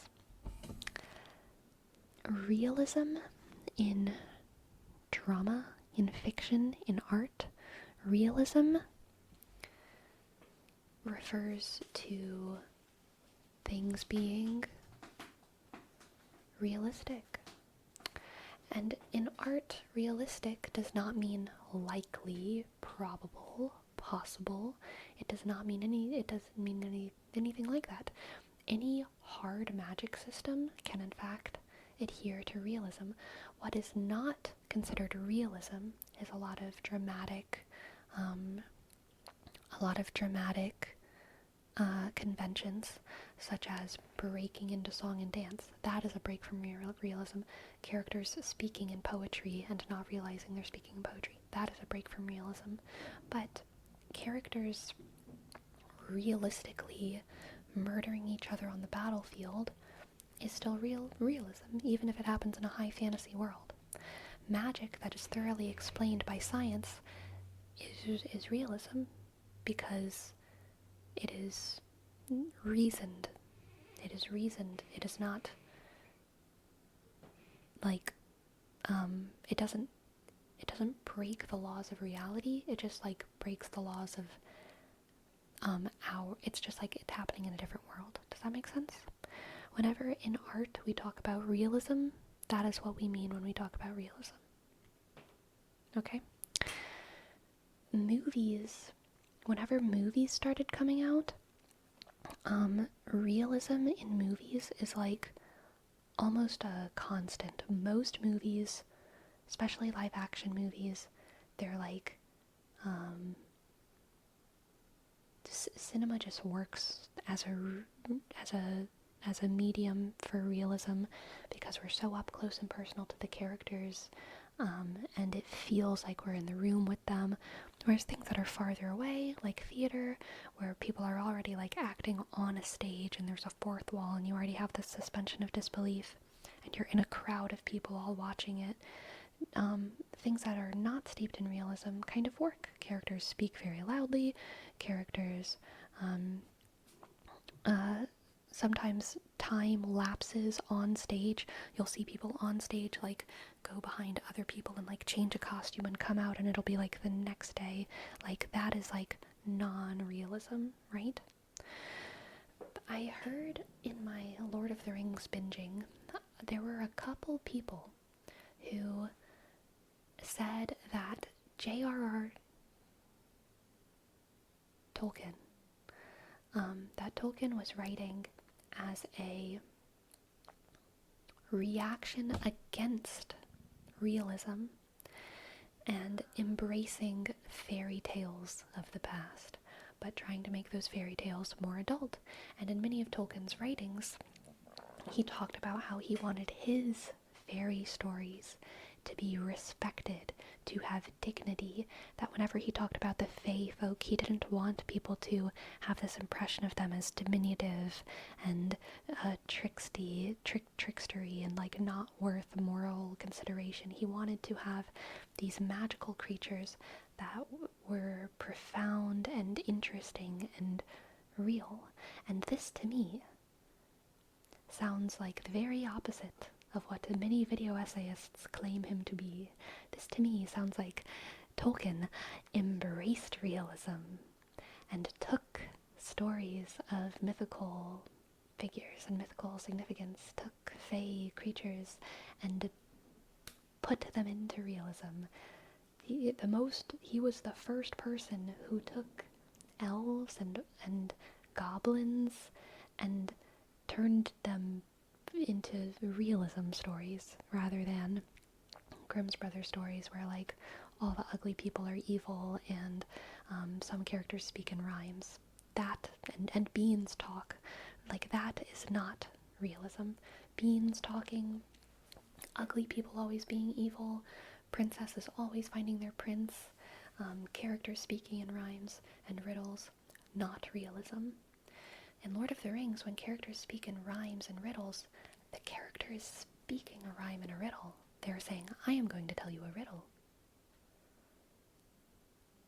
They're saying, I am going to sing a song. They don't just break into song because they feel like it. Lord of the Rings is realism. And Tolkien was of the era, exactly of the era, where realism was booming in popularity. And ye olden smolden times, old and moldy times. No one wanted to go to the theater and see something realistic. That was not the point. People wanted to go to the theater and escape into a world where everything had so much grandeur and where people just spoke way more beautifully than people speak in real life and blah blah blah blah blah blah blah. But yeah, Tolkien was like a realism writer. There were some things that weren't realism, right? Like he still spoke in grandiose language, I would say, and there's still some like spiritual aspects of his book that would maybe not fall in line with realism, but by and large, I feel like Tolkien was like what Lord of the Rings was doing, what The Hobbit was doing was like taking these old stories, these old ideas about fae folk and goblins and elves and wizards and making them realism. I feel like that was like what he was doing. That was his greatest innovation, was taking fantasy and turning it realistic. But everyone talks about, or not everyone, I've seen a couple video essayists talk about him as if he was specifically reacting against realism, and it annoyed me. I was like, no he wasn't. No he wasn't though.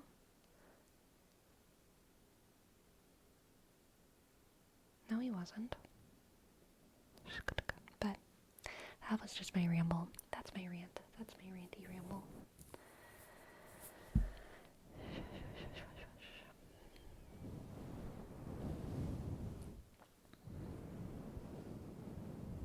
You're saying that someone on YouTube is wrong? How dare you, Sleepy?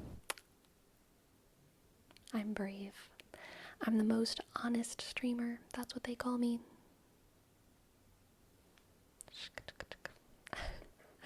I pull no punches. I think it's definitely less theatric and more matter-of-fact about these fantastical things existing. Yeah, for sure. I feel like Tolkien was the start of grounded fantasy, very fantastical elements with a set of internal rules that made it believable. Yes.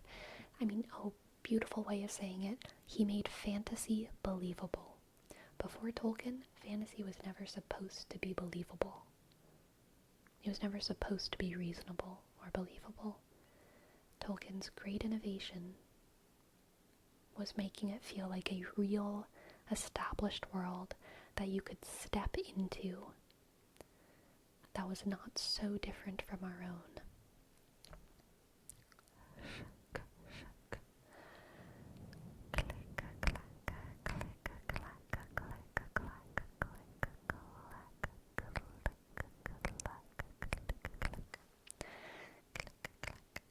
We also have a word wrap for Jakey Poo for Hobbit. Hobbit, Hobbit, Hobbit, Hobbit, Hobbit. Hobbit, Hobbit, Hobbit, Hobbit. Hobbit, Hobbit, Hobbit, Hobbit,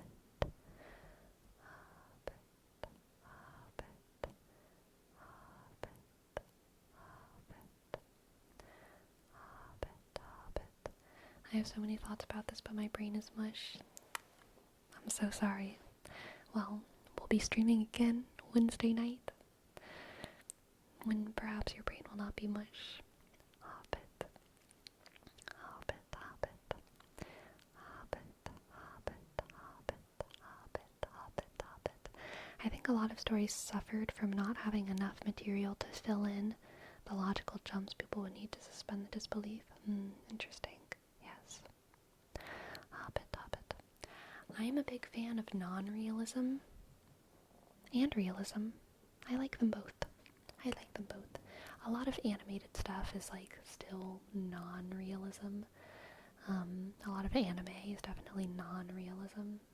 You know, like the way that people fight in animes, or the way that people argue, the way that people, their emotions will like show on their face, the little anger thing or whatever, yelling their special moves names, exactly, little thought bubbles, thought, not realism. People getting power boosts with friendship, nah, that's realism. Hobbit, Hobbit, Hobbit, Hobbit, Hobbit. I like when some stuff doesn't get explained though, just leaves it to our imagination. Yes, I agree. Hobbit, Hobbit, Hobbit, Hobbit, Hobbit, Hobbit, Hobbit, Hobbit, Hobbit, Hobbit, Hobbit, Hobbit, Hobbit, Hobbit, Hobbit, Hobbit, Hobbit, Hobbit, and for DM Joe Banana, we'll do logical, logical, logical, logical, logical, logical, logical, logical, logical, logical, logical,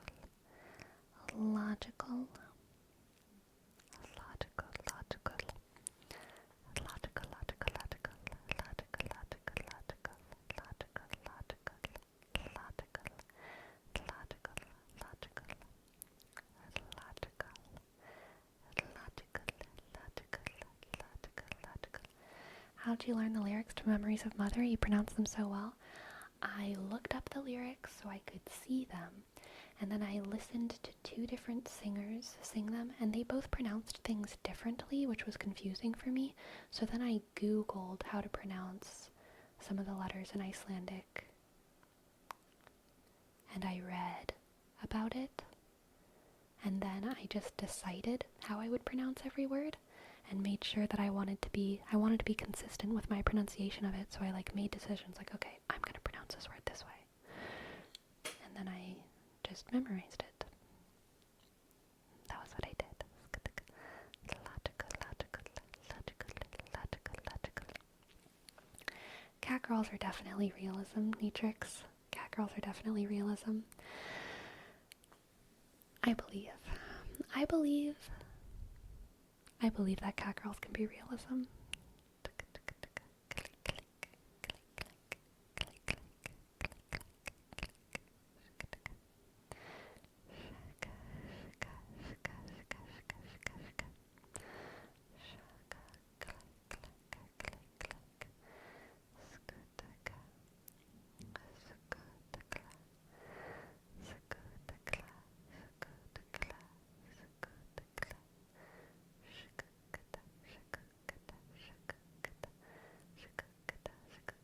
And bunny girls, I think bunny girl meta is coming, okay? I think that bunny girls are gonna become massively more popular within the next 5 years. That's my theory. That's my bunny girl theory. You've heard it here first, folks.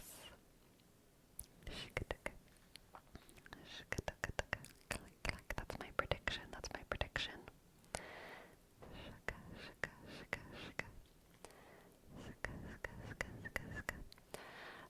Bunny girls are hard because bunny ears are so tall. If I wanted to do a bunny stream, I would have to like center my camera like way down here so that there was room for my bunny ears. It's a problem. That's okay. Like, I can't do a bunny stream right here. I just couldn't. I just can't. But that's okay, because I can make my chair go shorter. Or maybe it's at its shortest right now. Sleepy wants to be a bunny girl. Nah, I don't really. Not as like a committed thing, but you know, playing dress up is always fun. Playing dress up is always fun. Good night, Sprocky. I hope you have a good, beautiful sleep. Beautiful sleep. Yeah, droopy ears would work, for sure. Droopy ears would work.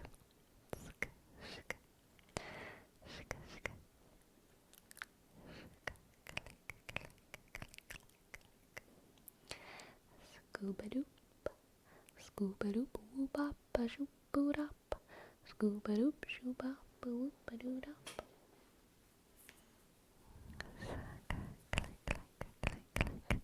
I'm hoping for Schrodinger's RP to happen before the bunny ones.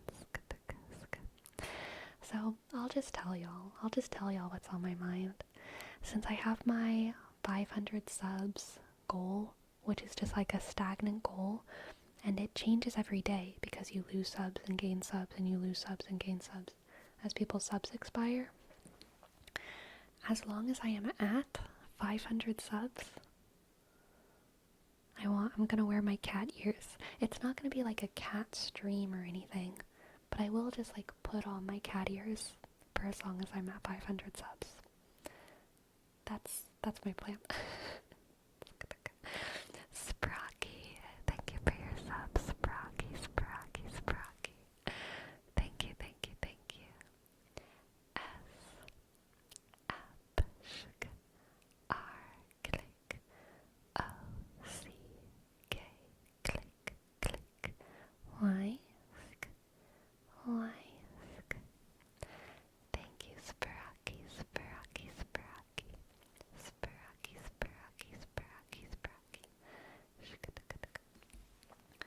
Would you monitor the sub count and adjust the ears during stream? I would, if I hit 500 during stream, I would put them on, because I have my sub count underneath my channel description.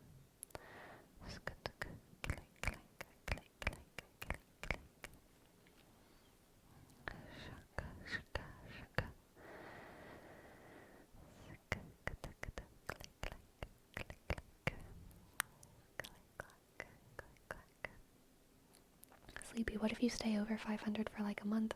Then I wear cat ears for a month. The stream doesn't change. I just get to stay myself.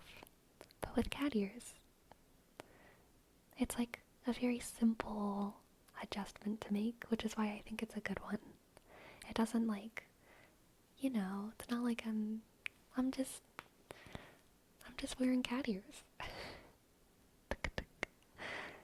Would you keep them for the whole month if I stayed at 500 subs? Yeah, absolutely.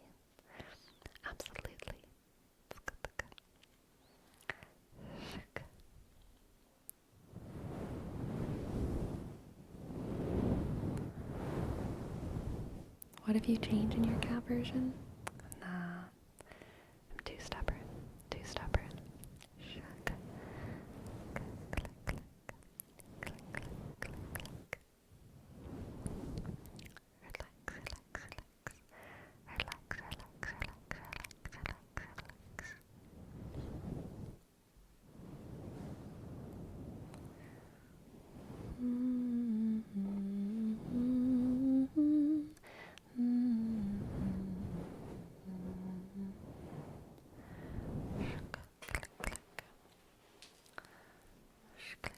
Sleepy, I have a proposition. Okay, go for it.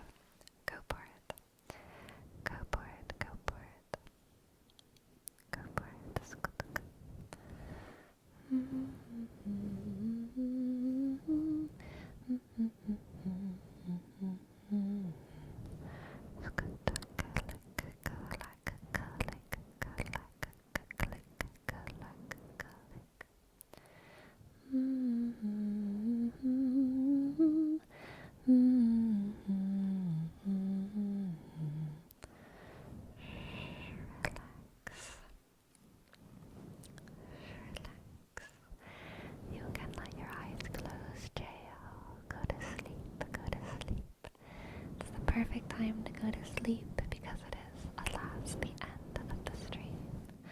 The end of the stream. And the moonling is streaming. Oh my god, what a blessing. The little moonling is streaming. We are going to raid her.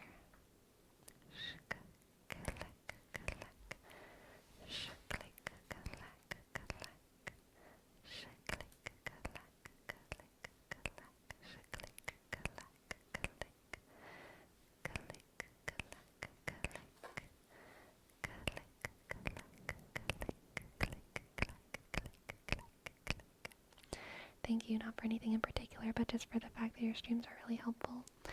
Aw, you're so very welcome. You're so very welcome.